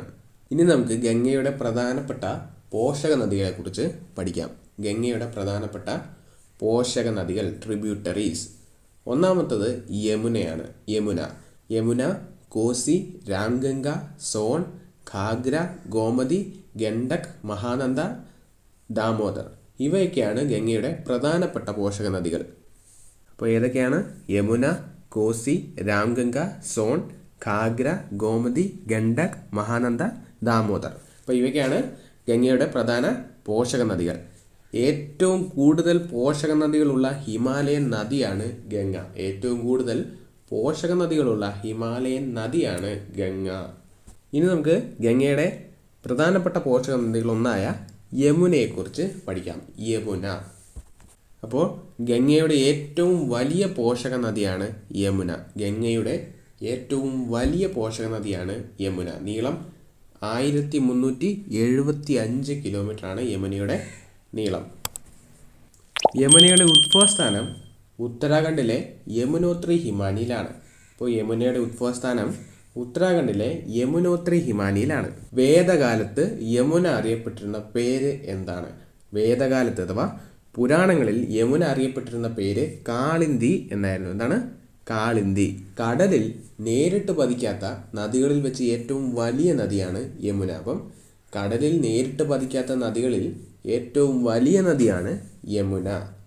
ഈ യമുന നദിയുടെ പോഷക നദികളാണ് ചമ്പൽ, ബേത്വ, കെൻ, ഋഷിഗംഗ, സിന്ധ്, ടോൺസ്. അപ്പം യമുനയുടെ പോഷക നദികൾ ഏതൊക്കെയാണ്? ചമ്പൽ, ബേത്വ, കെൻ, ഋഷിഗംഗ, സിന്ധ്, ടോൺസ്. മഹാത്മാഗാന്ധിയുടെ സമാധി സ്ഥലമായ രാജ്ഘട്ട് സ്ഥിതി ചെയ്യുന്ന നദീതീരം ഏതാണ് എന്ന് ചോദിച്ചാൽ അത് യമുന നദീതീരമാണ്. അപ്പോൾ മഹാത്മാഗാന്ധിയുടെ സമാധി സ്ഥലമായ രാജ്ഘട്ട് സ്ഥിതി ചെയ്യുന്ന നദീതീരം യമുനയാണ്. താജ്മഹൽ സ്ഥിതി ചെയ്യുന്ന നദീതീരവും യമുനയാണ്. അപ്പം താജ്മഹൽ സ്ഥിതി ചെയ്യുന്ന നദീതീരം യമുന നദീതീരമാണ്. ഇന്ത്യയുടെ ആദ്യത്തെ സസ്പെൻഷൻ ബ്രിഡ്ജായ സിഗ്നേച്ചർ പാലം സ്ഥിതി ചെയ്യുന്നത് യമുന നദിക്ക് കുറുകെയാണ്. ഇന്ത്യയുടെ ആദ്യത്തെ സസ്പെൻഷൻ ബ്രിഡ്ജായ സിഗ്നേച്ചർ പാലം സ്ഥിതി ചെയ്യുന്നത് യമുന നദിക്ക് കുറുകെയാണ്. ലണ്ടൻ ബ്രിഡ്ജിൻ്റെ മാതൃകയിൽ ഡൽഹിയിലാണ് ഈ പാലം സ്ഥിതി ചെയ്യുന്നത്. അപ്പോൾ സിഗ്നേച്ചർ പാലം സ്ഥിതി ചെയ്യുന്നത് യമുന നദിക്ക് കുറുകെയാണ്. ഉപദ്വീപിയൻ പീഠഭൂമിയിൽ ഉദ്ഭവിച്ച് യമുനയിൽ ചേരുന്ന നദികൾ ഏതെല്ലാമാണ്? ശ്രദ്ധിക്കുക. ഉപദ്വീപിയൻ പീഠഭൂമിയിൽ ഉദ്ഭവിച്ച് യമുന നദിയിൽ ചേരുന്ന നദികൾ ഏതെല്ലാമാണ്? ചമ്പൽ, ബേത്വ, കെൻ, സിന്ധ് എന്നീ 4 നദികളാണ് ഉപദ്വീപിയൻ പീഠഭൂമിയിൽ ഉദ്ഭവിച്ച് യമുനയിൽ വന്ന് ചേരുന്നത്. ഇനി നമുക്ക് യമുനാ തീരത്തെ പ്രധാന പട്ടണങ്ങൾ ഏതൊക്കെയാണെന്ന് പരിചയപ്പെടാം. യമുനാ തീരത്തെ പ്രധാന പട്ടണങ്ങളാണ് ആഗ്ര, താജ്മഹൽ സ്ഥിതി ചെയ്യുന്ന ആഗ്ര, ഡൽഹി, ഇട്ടാവ, മത്തുര. മത്തുര വഴിയാണ് യമുന ഉത്തർപ്രദേശിലേക്ക് കടക്കുന്നത്. അപ്പോൾ ഏതൊക്കെയാണ്? ആഗ്ര, ഡൽഹി, ഇട്ടാവ, മത്തുര. അടുത്ത നദിയാണ് കോസി. പ്രാചീന കാലത്ത് കൗശിക എന്ന് അറിയപ്പെട്ടിരുന്ന നദിയാണ് കോസി. എന്താണ്? പ്രാചീന കാലത്ത് കൗശിക എന്ന് അറിയപ്പെട്ടിരുന്ന നദിയാണ് കോസി. ഇന്ത്യയിൽ അപകടകാരിയായ നദി എന്ന് അറിയപ്പെടുന്നു. അപ്പം അപകടകാരിയായ നദി എന്നറിയപ്പെടുന്ന നദി ഏതാണ് എന്ന് ചോദിച്ചാൽ കോസി നദിയാണ്. ബീഹാറിൻ്റെ ദുഃഖം എന്ന് കോസി നദി അറിയപ്പെടുന്നു. എന്താണ്? ബീഹാറിൻ്റെ ദുഃഖം. ഇന്ത്യയുടെ ദുഃഖം എന്നറിയപ്പെടുന്ന നദിയും കോസി നദിയാണ്. ഇന്ത്യയുടെ ദുഃഖം എന്നറിയപ്പെടുന്ന നദിയും കോസി നദിയാണ്. കോസി പദ്ധതിയിൽ, കോസി പ്രൊജക്റ്റിൽ ഇന്ത്യയുമായി സഹകരിക്കുന്ന വിദേശ രാജ്യം നേപ്പാളാണ്. കോസി പദ്ധതിയിൽ ഇന്ത്യയുമായി സഹകരിക്കുന്ന വിദേശ രാജ്യം നേപ്പാളാണ്. കോസി റിവർ ബാരേജ് കരാറിൽ, ശ്രദ്ധിക്കുക, കോസി റിവർ ബാരേജ് കരാറിൽ ഒപ്പുവെച്ച രാജ്യങ്ങൾ ഏതെല്ലാമാണ്? ഇന്ത്യയും നേപ്പാളും തമ്മിൽ 1954 കോസി റിവർ ബാരേജ് കരാർ ഒപ്പുവെക്കുന്നത്. അപ്പോൾ കോസി റിവർ ബാരേജ് ഇന്ത്യയും നേപ്പാളും തമ്മിലുള്ള കരാറാണ്. പാറ്റ്നയ്ക്ക്, ബീഹാറിലെ പാറ്റ്നയ്ക്ക് അടുത്ത് വെച്ച് ഗംഗയിൽ പതിക്കുന്ന നദിയാണ് കോസി. എവിടെയാണ്? പാറ്റ്നയ്ക്ക് അടുത്ത് വെച്ച് ഗംഗയിൽ പതിക്കുന്ന നദിയാണ് കോസി. അടുത്ത നദിയാണ് രാംഗംഗ. എന്താണ്? രാംഗംഗ. രാംഗംഗയെ പറ്റി 2 ചോദ്യങ്ങളെ PSC ചോദിക്കാറുള്ളൂ. ഒന്ന്, ജിം കോർബറ്റ് നാഷണൽ പാർക്കിലൂടെ ഒഴുകുന്ന നദി ഏതാണ്? എന്താണ്? ജിം കോർബറ്റ് നാഷണൽ പാർക്കിലൂടെ ഒഴുകുന്ന നദി ഏതാണ്?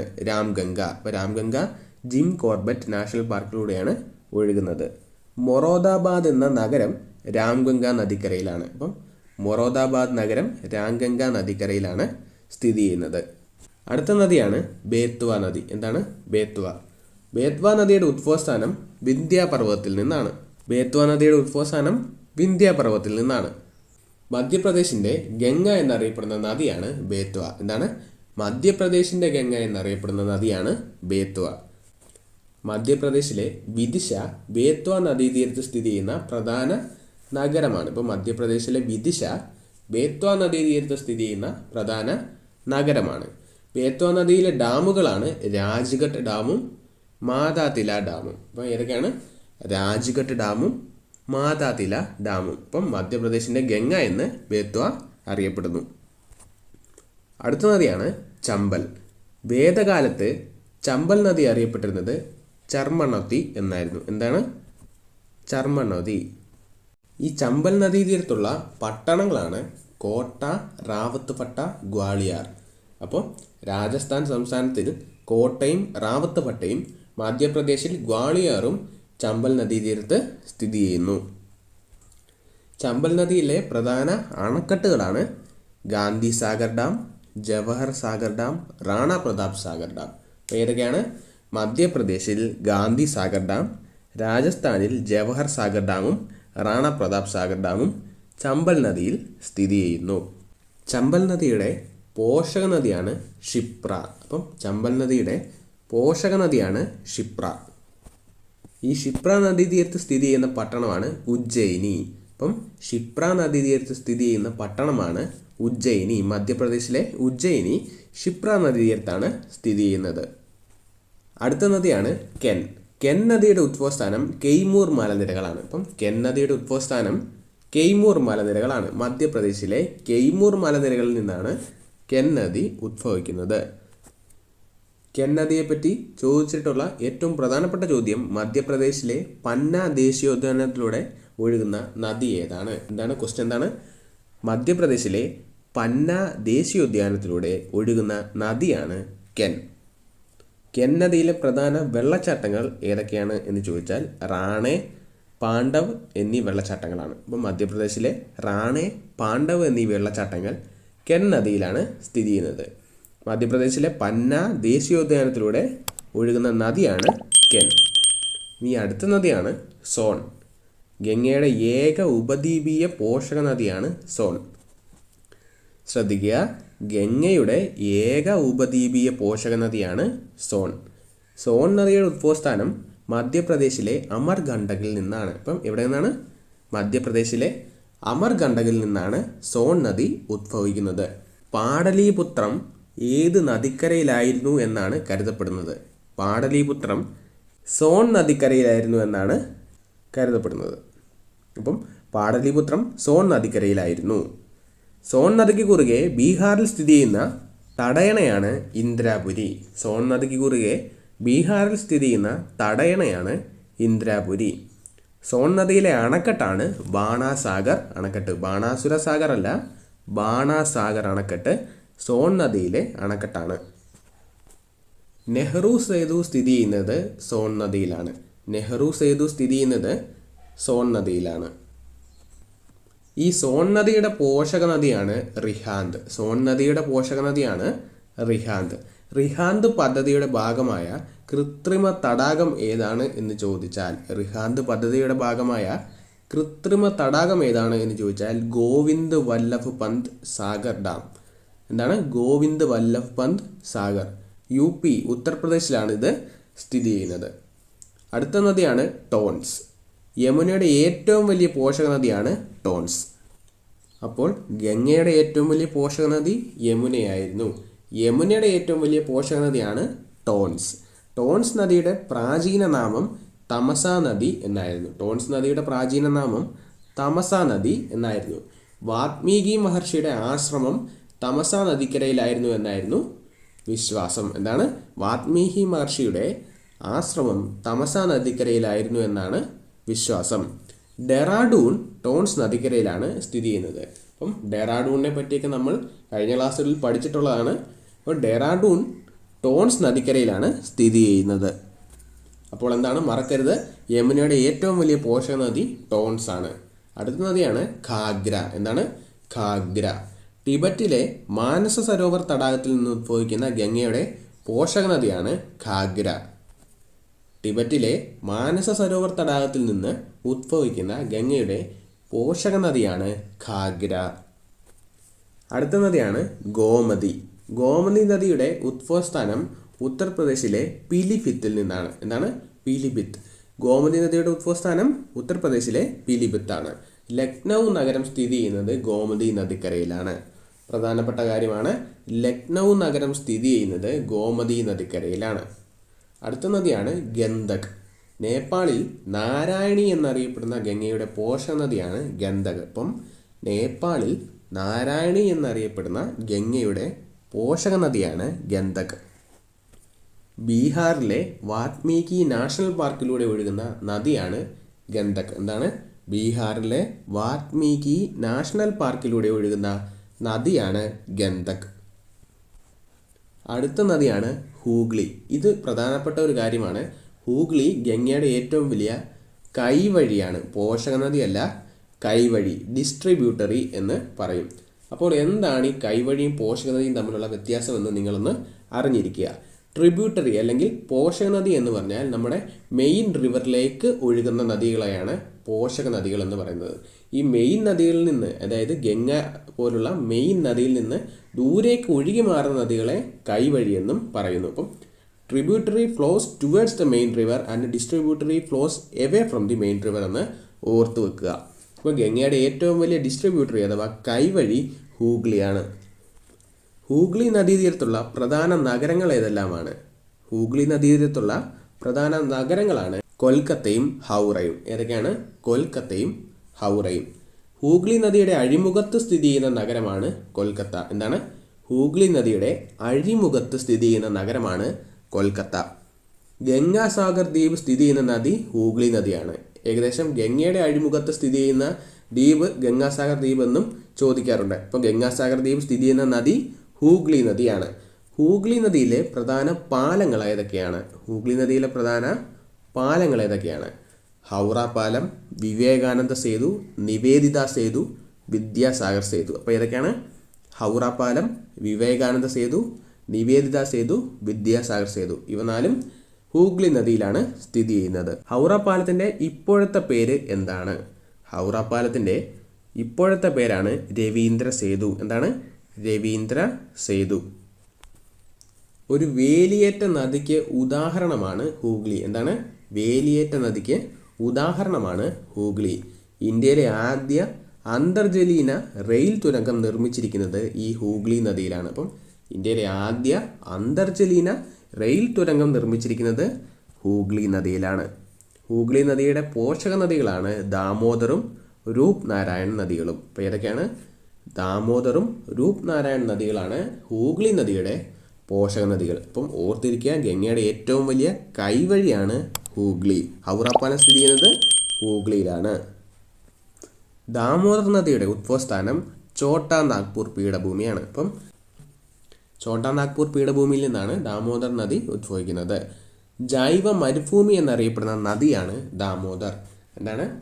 ജൈവ മരുഭൂമി എന്നറിയപ്പെടുന്ന നദിയാണ് ദാമോദർ. ദാമോദർ നദി ഒഴുകുന്ന സംസ്ഥാനങ്ങളാണ് ജാർഖണ്ഡും ബംഗാളും. അപ്പം ദാമോദർ നദി ജാർഖണ്ഡ്, ബംഗാൾ എന്നീ സംസ്ഥാനങ്ങളിലൂടെ ഒഴുകുന്നു. അപ്പം ജൈവ മരുഭൂമി എന്ന് ദാമോദർ നദി അറിയപ്പെടുന്നു. ഈ ദാമോദർ നദിയുടെ പോഷക നദികളാണ് ബരാക്കറും കൊനാറും. ദാമോദർ നദിയുടെ പോഷക നദികളാണ് ബരാക്കർ, കൊനാർ. അപ്പം ദാമോദർ നദി ഉത്ഭവിക്കുന്നത് ഛോട്ടാ നാഗ്പൂർ പീഠഭൂമിയിലാണ്. ജൈവ മരുഭൂമി എന്ന് അറിയപ്പെടുന്നു. മൈദാൻ, തിലയ്യ എന്നീ അണക്കെട്ടുകൾ നിർമ്മിച്ചിരിക്കുന്ന നദിയാണ് ബരാക്കർ. ഇപ്പം ബരാക്കർ ദാമോദർ നദിയുടെ പോഷക നദിയാണ്. അപ്പം മൈദാൻ, തിലയ്യ എന്നീ അണക്കെട്ടുകൾ നിർമ്മിച്ചിരിക്കുന്ന നദിയാണ് ബരാക്കർ. ഈ ദാമോദർ നദീതീരത്തുള്ള ഇരുമ്പുരുക്ക് ശാലകൾ ഏതെല്ലാമാണ്? ശ്രദ്ധിക്കുക, ദാമോദർ നദീതീരത്തുള്ള ഇരുമ്പുരുക്ക് ശാലകളാണ് ദുർഗാപൂർ. 1 ദുർഗാപൂർ, 2 അസൻസോൾ, 3 ബൊക്കാറോ. ദുർഗാപൂറും അസൻസോളും ബംഗാളിലാണ് സ്ഥിതി ചെയ്യുന്നത്. ബൊക്കാറോ ജാർഖണ്ഡിലുമാണ് സ്ഥിതി ചെയ്യുന്നത്. ഇനി ദാമോദർ വാലി പദ്ധതിയും കൂടെ പറഞ്ഞ് നമുക്കിതിവിടെ ഈ ക്ലാസ് ഇവിടെ അവസാനിപ്പിക്കാം. എന്താണ് ദാമോദർ വാലി പദ്ധതി? ഇന്ത്യയിലെ ആദ്യത്തെ വിവിധോദ്ദേശ പദ്ധതിയാണ് ദാമോദർ വാലി പദ്ധതി. ഇന്ത്യയിലെ ആദ്യത്തെ വിവിധോദ്ദേശ പദ്ധതിയാണ് ദാമോദർ വാലി പദ്ധതി. 1948 ദാമോദർ വാലി പദ്ധതി തുടങ്ങുന്നത്. ദാമോദർ വാലി പദ്ധതിയിലെ ആദ്യ ഡാമാണ് തിലയ്യ ഡാം. ജാർഖണ്ഡിലെ തിലയ്യ ഡാം. തിലയ്യ അണക്കെട്ടുകൾ നിർമ്മിച്ചിരിക്കുന്ന നദി ഏതാണ്? ബരാക്കർ. മൈദാൻ, തിലയ്യ അണക്കെട്ടുകൾ ബരാക്കർ നദിയിലാണ് എന്ന് നമ്മൾ പഠിച്ചതാണ്. ബരാക്കർ നദി ദാമോദറിൻ്റെ പോഷക നദിയാണ്. അപ്പോൾ തിലയ്യ ഡാം ജാർഖണ്ഡ്. ദാമോദർ വാലി പദ്ധതി മാതൃകയാക്കിയിരിക്കുന്ന വിദേശ പദ്ധതി ഏതാണ്? അപ്പോൾ എന്താണ്? ദാമോദർ വാലി ഇന്ത്യൻ പദ്ധതിയായ ദാമോദർ വാലി പദ്ധതിയെ മാതൃകയാക്കിയിരിക്കുന്ന വിദേശ പദ്ധതി ഏതാണ്? ടെന്നസി വാലി പദ്ധതി. എന്താണ്? ടെന്നസി വാലി പദ്ധതി. അമേരിക്കയിലെ USA ടെന്നസി വാലി പദ്ധതിയാണ് ദാമോദർ വാലി പദ്ധതിയെ മാതൃകയാക്കിയിരിക്കുന്നത്. കൽക്കരി ഇരുമ്പുരുക്ക് വ്യവസായങ്ങൾക്ക് പേരുകേട്ട റൂർ വാലി സ്ഥിതി ചെയ്യുന്ന രാജ്യം ജർമ്മനിയാണ്. അപ്പോൾ എന്താണ്? കൽക്കരി ഇരുമ്പുരുക്ക് വ്യവസായങ്ങൾക്ക് പേരുകേട്ട റൂർ വാലി സ്ഥിതി ചെയ്യുന്നത് ജർമ്മനിയാണ്. ക്വസ്റ്റ്യൻ അതല്ല. ദ റൂർ ഓഫ് ഇന്ത്യ, ഇന്ത്യയുടെ റൂർ എന്നറിയപ്പെടുന്നത് ഏത് പദ്ധതിയാണ്? അപ്പം ഇന്ത്യയുടെ റൂർ എന്നറിയപ്പെടുന്നത് ഏത് പദ്ധതിയാണ്? ദാമോദർ വാലി പദ്ധതിയാണ് ഇന്ത്യയുടെ റൂർ എന്ന് അറിയപ്പെടുന്നത്.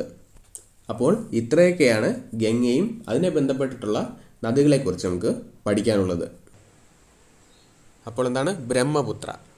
ബ്രഹ്മപുത്രയുടെ ഉദ്ഭവം എവിടെ നിന്നാണ്? എന്താണ് ബ്രഹ്മപുത്രയുടെ ഉദ്ഭവം? ബ്രഹ്മപുത്ര ഉത്ഭവിക്കുന്നത് ചെമയുങ്ദുങ് ഹിമാനി. എന്താണ് ചെമയുങ്ദുങ് ഹിമാനി? ടിബറ്റിലെ മാനസ സരോവർ തടാകത്തിന് സമീപമുള്ളൊരു ഹിമാനിയാണ് ചെമയുങ്ദുങ് ഹിമാനി. ഈ ഹിമാനിയിൽ നിന്നാണ് ബ്രഹ്മപുത്ര ഉദ്ഭവിക്കുന്നത്. ഇന്ത്യയിൽ കൂടി ഒഴുകുന്ന നദികളിൽ ഏറ്റവും കൂടുതൽ ജലം വഹിക്കുന്ന നദിയാണ് ബ്രഹ്മപുത്ര. അപ്പം ഇന്ത്യയിൽ കൂടി ഒഴുകുന്ന നദികളിൽ ഏറ്റവും കൂടുതൽ ജലം വഹിക്കുന്ന നദിയാണ് ബ്രഹ്മപുത്ര. ഹിമാലയൻ നദികളിൽ മലിനീകരണം ഏറ്റവും കുറഞ്ഞ നദിയാണ് ബ്രഹ്മപുത്ര. ശ്രദ്ധിക്കണം, ഹിമാലയൻ നദികളിൽ മലിനീകരണം ഏറ്റവും കുറഞ്ഞ നദിയാണ് ബ്രഹ്മപുത്ര. ഏറ്റവും കൂടിയ ഹിമാലയൻ നദി ഏതായിരുന്നു? മലിനീകരണം ഏറ്റവും കൂടുതലുള്ള ഹിമാലയൻ നദി ഗംഗയായിരുന്നു. ബ്രഹ്മപുത്ര മലിനീകരണം ഏറ്റവും കുറഞ്ഞ നദിയാണ്. ബ്രഹ്മപുത്രയുടെ ആകെ നീളം 2900 കിലോമീറ്ററാണ്. എന്താണ്? 2900 കിലോമീറ്റർ.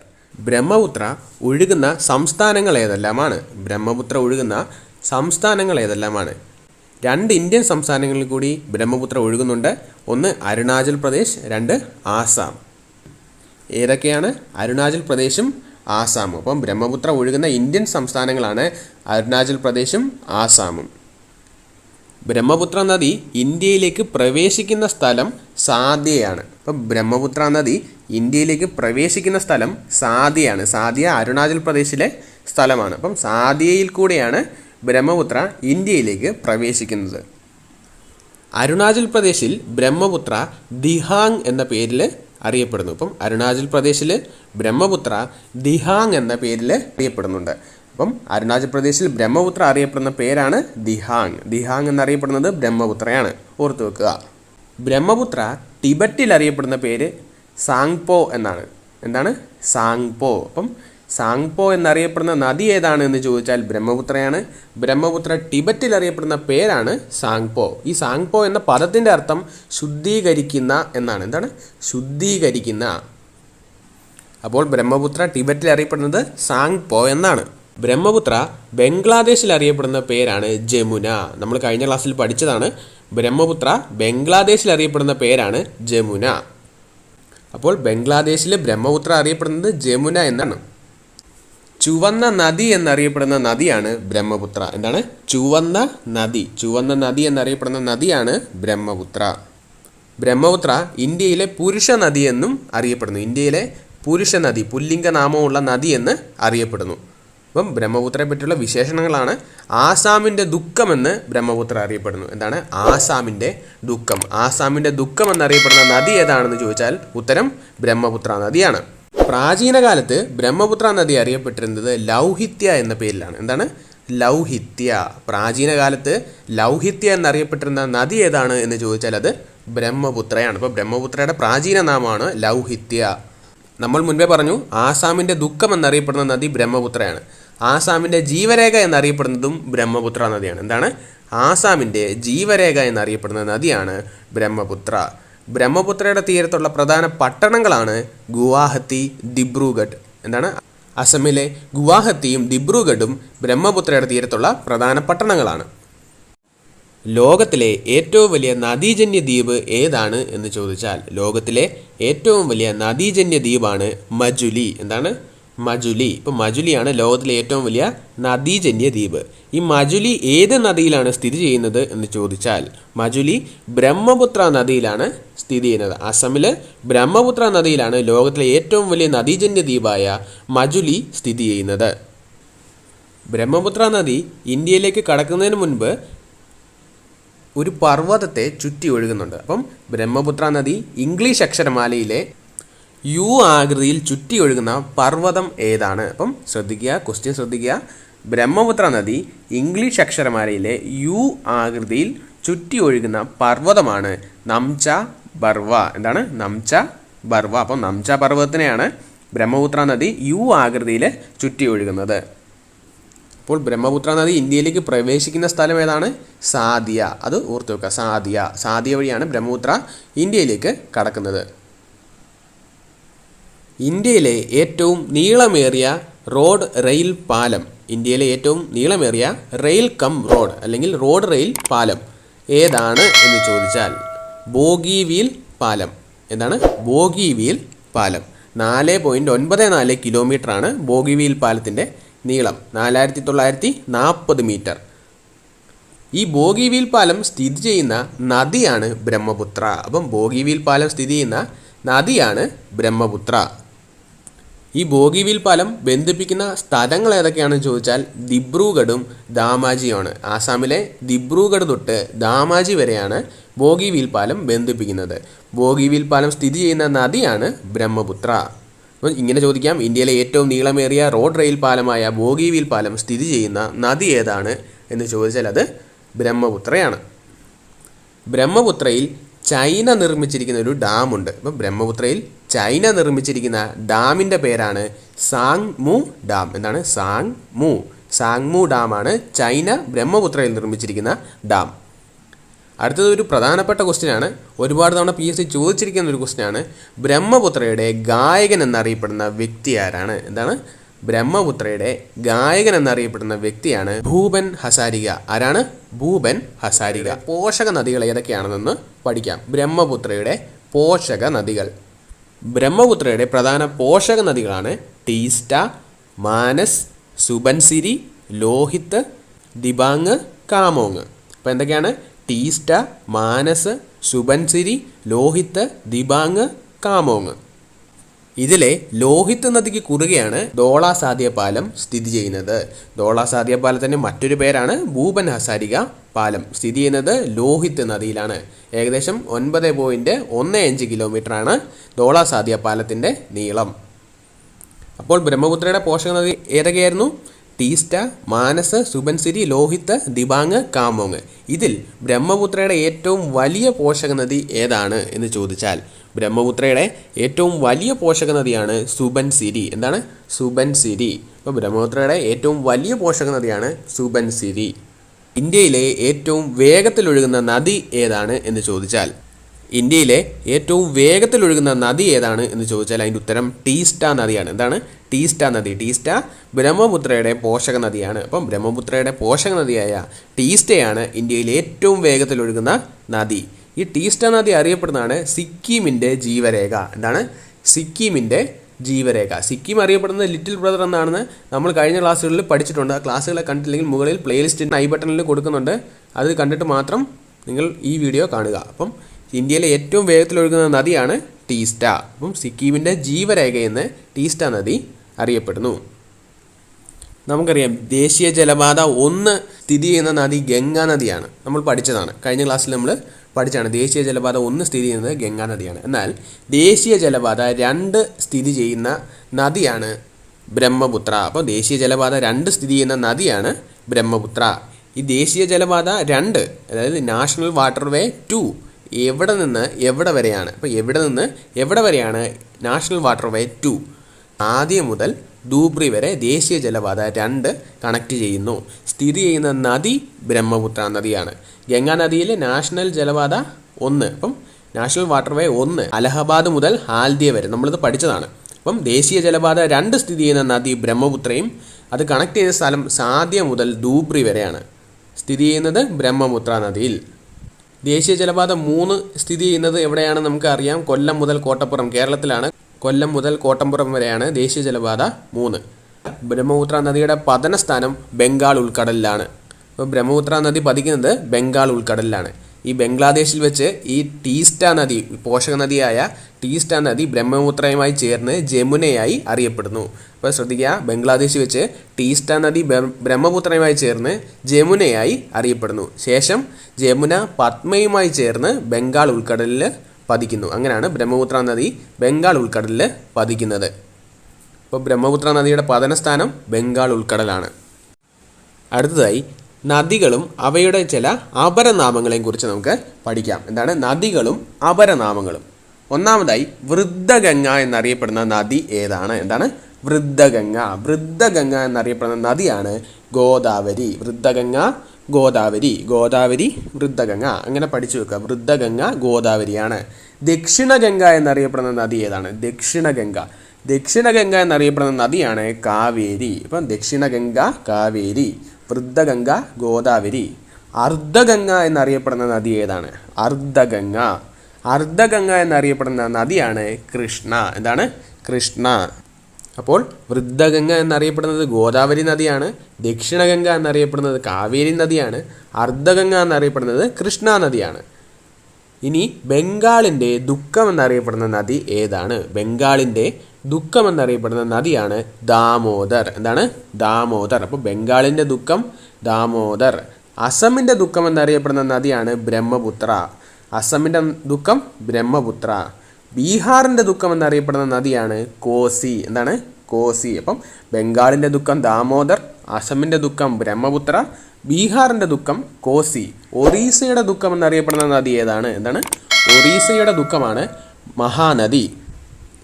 ഒറീസയുടെ ദുഃഖം എന്നറിയപ്പെടുന്ന നദിയാണ് മഹാനദി. ചൈനയുടെ ദുഃഖം എന്നറിയപ്പെടുന്ന നദി ഏതാണ്? എന്താണ്? ചൈനയുടെ ദുഃഖം. ചൈനയുടെ ദുഃഖം എന്നറിയപ്പെടുന്ന നദിയാണ് ഹ്യുയാങ് ഹോ. എന്താണ്? ഹ്യുയാങ് ഹോ. അപ്പോൾ ബംഗാളിൻ്റെ ദുഃഖം എന്നറിയപ്പെടുന്ന നദിയാണ് ദാമോദർ. അസമിൻ്റെ ദുഃഖം എന്നറിയപ്പെടുന്ന നദിയാണ് ബ്രഹ്മപുത്ര. ബീഹാറിൻ്റെ ദുഃഖം എന്നറിയപ്പെടുന്ന നദിയാണ് കോസി. ഒറീസയുടെ ദുഃഖം എന്നറിയപ്പെടുന്ന നദിയാണ് മഹാനദി. ചൈനയുടെ ദുഃഖം എന്നറിയപ്പെടുന്ന നദിയാണ് ഹ്യുയാങ് ഹോ. ചുവന്ന നദി എന്നറിയപ്പെടുന്ന നദി ഏതാണ്? നമ്മളിപ്പോൾ പഠിച്ചതാണ് ബ്രഹ്മപുത്രയാണ്. ചുവന്ന നദി എന്നറിയപ്പെടുന്നത് ബ്രഹ്മപുത്രയാണ്. സിക്കിമിൻ്റെ ജീവരേഖ എന്നറിയപ്പെടുന്ന നദി ഏതാണ്? നമ്മൾ മുമ്പ് പഠിച്ചതാണ്. സിക്കിമിൻ്റെ ജീവരേഖ എന്നറിയപ്പെടുന്ന നദി ടീസ്റ്റയാണ്. ഗോവയുടെ ജീവരേഖ എന്താണ്? ഗോവയുടെ ജീവരേഖ എന്നറിയപ്പെടുന്നത് മണ്ഡോവി നദിയാണ്. എന്താണ്? ഗോവയുടെ ജീവരേഖ മണ്ഡോവി നദിയാണ്. ആന്ധ്രാപ്രദേശിൻ്റെ ജീവരേഖ ഗോദാവരി നദിയാണ്. ആന്ധ്രാപ്രദേശിൻ്റെ ജീവരേഖ ഗോദാവരി നദിയാണ്. ഒന്നുകൂടി പറയാം. വൃദ്ധഗംഗ എന്നറിയപ്പെടുന്നത് ഗോദാവരി നദിയാണ്. ദക്ഷിണഗംഗ എന്നറിയപ്പെടുന്നത് കാവേരി നദിയാണ്. അർദ്ധഗംഗ എന്നറിയപ്പെടുന്നത് കൃഷ്ണ നദിയാണ്. ബംഗാളിൻ്റെ ദുഃഖം എന്നറിയപ്പെടുന്നത് ദാമോദർ നദിയാണ്. അസമിൻ്റെ ദുഃഖം എന്നറിയപ്പെടുന്നത് ബ്രഹ്മപുത്ര നദിയാണ്. ബീഹാറിൻ്റെ ദുഃഖം എന്നറിയപ്പെടുന്നത് കോസി നദിയാണ്. ഒറീസയുടെ ദുഃഖം എന്നറിയപ്പെടുന്നത് മഹാനദിയാണ്. ചൈനയുടെ ദുഃഖം എന്നറിയപ്പെടുന്നത് ഹ്യുയാങ് ഹോ റിവറാണ്. ചുവന്ന നദി എന്നറിയപ്പെടുന്നത് ബ്രഹ്മപുത്രയാണ്. സിക്കിമിൻ്റെ ജീവരേഖ എന്നറിയപ്പെടുന്നത് ടീസ്റ്റയാണ്. ഗോവയുടെ ജീവരേഖ എന്നറിയപ്പെടുന്നത് മണ്ഡോവി നദിയാണ്. ആന്ധ്രാപ്രദേശിൻ്റെ ജീവരേഖ എന്നറിയപ്പെടുന്നത് ഗോദാവരിയാണ്. വൃദ്ധഗംഗ ഗോദാവരിയാണ്. അടുത്തതായി നമുക്ക് നദികളും ചില പ്രാചീന നാമങ്ങളും പഠിക്കാം. അപ്പം നദികളും അവയുടെ പ്രാചീന നാമങ്ങളെയും പറ്റി പഠിക്കാം. ആദ്യമായി ലൗഹിത്യ എന്നറിയപ്പെടുന്ന നദി ഏതാണ്? അപ്പം ലൗഹിത്യ എന്ന് പ്രാചീന കാലത്ത് അറിയപ്പെടുന്ന നദി ബ്രഹ്മപുത്രയാണ്. നമ്മൾ കുറച്ച് മുൻപേ പഠിച്ചതാണ്. ഇപ്പോൾ ലൗഹിത്യ എന്നറിയപ്പെട്ടിരുന്നത് ബ്രഹ്മപുത്ര നദിയാണ്. കാളിന്തി എന്നറിയപ്പെട്ടിരുന്ന നദി ഏതാണ്? കാളിന്തി എന്നറിയപ്പെട്ടിരുന്ന നദി യമുനയാണെന്ന് നമുക്ക് കഴിഞ്ഞ ക്ലാസ്സിൽ പഠിച്ചതാണ്. അപ്പോൾ കാളിന്തി, യമുന, ലൗഹിത്യ, ബ്രഹ്മപുത്ര. അപ്പോൾ ലൗഹിത്യ എന്നറിയപ്പെട്ടിരുന്നത് ബ്രഹ്മപുത്ര നദിയാണ്. കാളിന്തി എന്നറിയപ്പെട്ടിരുന്നത് യമുന നദിയാണ്. പ്രാചീന കാലത്ത് ബാരിസ് എന്നറിയപ്പെട്ടിരുന്ന നദി ഏതാണ്? പ്രാചീന കാലത്ത് ബാരിസ് എന്നറിയപ്പെട്ടിരുന്ന നദി പമ്പ നദിയാണ്. എന്താണ്? പമ്പ നദി. ദക്ഷിണ ഭാഗീരഥി എന്നും പമ്പ അറിയപ്പെട്ടിരുന്നു. അപ്പം ലൗഹിത്യ എന്നറിയപ്പെട്ടിരുന്നത് ബ്രഹ്മപുത്ര നദിയാണ്. കാളിന്തി എന്നറിയപ്പെട്ടിരുന്നത് യമുന നദിയാണ്. ബാരിസ് എന്ന് പ്രാചീന കാലത്ത് അറിയപ്പെട്ടിരുന്നത് പമ്പ നദിയാണ്. ചൂർണി എന്ന് പ്രാചീന കാലത്ത് അറിയപ്പെട്ടിരുന്നത് പെരിയാർ നദിയാണ്. അപ്പം ചൂർണി എന്ന് പ്രാചീന കാലത്ത് അറിയപ്പെട്ടിരുന്നത് പെരിയാർ നദിയാണ്. നമുക്കറിയാവുന്നതാണ്, അർത്ഥശാസ്ത്രത്തിൽ കൗടില്യൻ്റെ അർത്ഥശാസ്ത്രത്തിൽ പെരിയാറിനെ ചൂർണി എന്നാണ് വിശേഷിപ്പിക്കുന്നത്. അപ്പം ലൗഹിത്യ എന്ന് പ്രാചീന കാലത്ത് അറിയപ്പെട്ടിരുന്നത് ബ്രഹ്മപുത്രയാണ്. കാളിന്തി യമുനയാണ്. ബാരിസ് പമ്പയാണ്. ചൂർണി പെരിയാറാണ്. നിള എന്നറിയപ്പെട്ടിരുന്നത് ഭാരതപ്പുഴയാണ്. അപ്പം നിള എന്നറിയപ്പെട്ടിരുന്നത് ഭാരതപ്പുഴയാണ്. പ്രാചീന കാലത്ത് വിതാസ്ത എന്നറിയപ്പെട്ടിരുന്നത് ജലമാണ്. എന്താണ്? വിതാസ്ത എന്നറിയപ്പെടുന്നത് ഝലം നദിയാണ്. അസ്കിനി എന്നറിയപ്പെടുന്നത് ചിനാബ് നദിയാണ്. അപ്പം അസ്കിനി എന്നറിയപ്പെടുന്നത് ചിനാബ് നദിയാണ്. പരുഷ്ണി എന്നറിയപ്പെട്ടിരുന്നത് ഏത് നദിയാണ് എന്ന് ചോദിച്ചാൽ പരുഷ്ണി എന്നറിയപ്പെട്ടിരുന്നത് രവി നദിയാണ്. അപ്പം പരുഷ്ണി രവി നദിയാണ്. ലൗഹിത്യ ബ്രഹ്മപുത്ര നദിയാണ്. കാളിന്തി യമുന നദിയാണ്. ബാരിസ് പമ്പ നദിയാണ്. ചൂർണി പെരിയാർ നദിയാണ്. നിള ഭാരതപ്പുഴയാണ്. വിതാസ്ത ജലം നദിയാണ്. അസ്കിനി ചിനാബ് നദിയാണ്. പരുഷ്ണി രവി നദിയാണ്. പ്രാചീന കാലത്ത് വിപാസ എന്ന പേരിൽ അറിയപ്പെട്ടിരുന്നത് ബിയാസ് നദിയാണ്. എന്താണ്? വിപാസ, ബിയാസ്. വിപാസ എന്നറിയപ്പെട്ടിരുന്നത് ബിയാസ് നദിയാണ്. പ്രാചീന കാലത്ത് കീർത്തിനാശിനി എന്നറിയപ്പെട്ടിരുന്നത് ഗംഗാ നദിയാണ്. അപ്പോൾ എന്താണ്? കീർത്തിനാശിനി എന്നറിയപ്പെട്ടിരുന്നത് ഗംഗാ നദിയാണ്. കഴിഞ്ഞ ക്ലാസ്സിൽ നമ്മളിത് പഠിച്ചതാണ്. കീർത്തിനാശിനി എന്നറിയപ്പെട്ടിരുന്നത് ഗംഗാ നദിയാണ്. ശതദ്രു എന്താണ്? ശതദ്രു എന്ന് പ്രാചീന കാലത്ത് അറിയപ്പെട്ടിരുന്ന നദിയാണ് സത്ലജ്. എന്താണ്? ശതദ്രു, സത്ലജ്. പ്രാചീന കാലത്ത് സാഗർമതി എന്നറിയപ്പെട്ടിരുന്ന നദിയാണ് ലൂണി. എന്താണ്? സാഗർമതി. സാഗർ മാത അല്ല, സാഗർമതി എന്നറിയപ്പെട്ടിരുന്ന നദിയാണ് ലൂണി. ഗോയൽ എന്ന് പ്രാചീന കാലത്ത് അറിയപ്പെട്ടിരുന്ന നദി ഏതാണ് എന്ന് ചോദിച്ചാൽ ഗോയൽ. ഗോയൽ എന്നറിയപ്പെട്ടിരുന്നത് ഗോമതി നദിയാണ്. ഇൻഡസ് നമുക്കറിയാം സിന്ധു നദിയാണ്. ഇൻഡസ് സിന്ധു നദിയാണ്. രേവ എന്നറിയപ്പെട്ടിരുന്ന നദി ഏതാണ്? പ്രാചീന കാലത്ത് രേവ എന്നറിയപ്പെട്ടിരുന്ന നദിയാണ് നർമ്മദ. രേവ എന്നറിയപ്പെട്ടിരുന്ന നദി നർമ്മദയാണ്. നർമ്മദയെപ്പറ്റി നമ്മൾ ഉപദ്വീപീയ നദികളെപ്പറ്റി പഠിക്കുമ്പോൾ നമുക്കത് പഠിക്കാം. കൗശിക എന്ന് പ്രാചീന കാലത്ത് അറിയപ്പെട്ടിരുന്ന നദിയാണ് കോസി നദി. അപ്പോൾ കൗശിക എന്ന് പ്രാചീന കാലത്ത് അറിയപ്പെട്ടിരുന്ന നദിയാണ് കോസി. ഒന്നുകൂടെ പറയാം. ലൗഹിത്യ എന്ന് പ്രാചീന കാലത്ത് അറിയപ്പെട്ടിരുന്ന നദി ബ്രഹ്മപുത്രയാണ്. കാളിന്തി നദി യമുനയാണ്. ബാരിസ് പമ്പ. ചൂർണി പെരിയാർ. നിള ഭാരതപ്പുഴ. വിതാസ്ത ജലം. അസ്കിനി ചിനാബ്. പരുഷ്ണി രവി. വിപാസ ബിയാസ്. കീർത്തിനാശിനി ഗംഗ. ശതദ്രു സത്ലജ്. സാഗർമതി ലൂണി. ഗോയൽ ഗോമതി. ഇൻഡസ് സിന്ധു. രേവ നർമ്മദ. രേവ നർമ്മദ. കൗശിക കോസി. ഇനി രാമായണത്തിൽ തമസ്യ എന്നറിയപ്പെട്ടിരുന്ന നദിയാണ് ടോൺസ്. എന്താണ്? രാമായണത്തിൽ തമസ്യ എന്നറിയപ്പെട്ടിരുന്ന നദിയാണ് ടോൺസ്. ഈ രാമായണത്തിൽ സരയു എന്ന് അറിയപ്പെട്ടിരുന്ന നദിയാണ് ഘാഗ്ര. എന്താണ്? ഘാഗ്ര. രാമായണത്തിൽ തമസ്യ എന്നറിയപ്പെട്ടിരുന്ന നദി ടോൺസ് നദിയും സരയു എന്നറിയപ്പെട്ടിരുന്ന നദി ഘാഗ്ര നദിയുമാണ്. അപ്പോൾ നമ്മൾ ഹിമാലയ നദിയായ ബ്രഹ്മപുത്രയെ പറ്റി നമ്മൾ പഠിച്ചു. തുടർന്ന് നമ്മൾ നദികളെയും അവയുടെ അപരനാമങ്ങളെക്കുറിച്ചും പഠിച്ചു. നദികളും ചില പ്രാചീന നാമങ്ങളും നമ്മളിപ്പോൾ പഠിച്ചു. അപ്പോൾ ഇവിടെ ഈ വീഡിയോ അവസാനിക്കുകയാണ്. നമ്മുടെ ഹിമാലയൻ നദികൾ എന്ന ടോപ്പിക്ക് ഇവിടെ തീർന്നിരിക്കുകയാണ്. അപ്പോൾ ഈ ക്ലാസ് ഇവിടെ അവസാനിക്കുകയാണ്. ഈ വീഡിയോ നിങ്ങൾക്ക് ഇഷ്ടമായെങ്കിൽ നിങ്ങൾ ഈ വീഡിയോ ഒന്ന് ലൈക്ക് ചെയ്യുക, ഈ ചാനൽ ഒന്ന് സബ്സ്ക്രൈബ് ചെയ്യുക, ബെല്ലൈക്കൺ അമർത്തുക. അപ്പോൾ ഈ വീഡിയോ ഇവിടെ അവസാനിക്കുകയാണ്. അടുത്ത വീഡിയോയുമായി ഉടൻ തന്നെ വരുന്നതായിരിക്കും. അതുവരേക്കും ഗുഡ് ബൈ.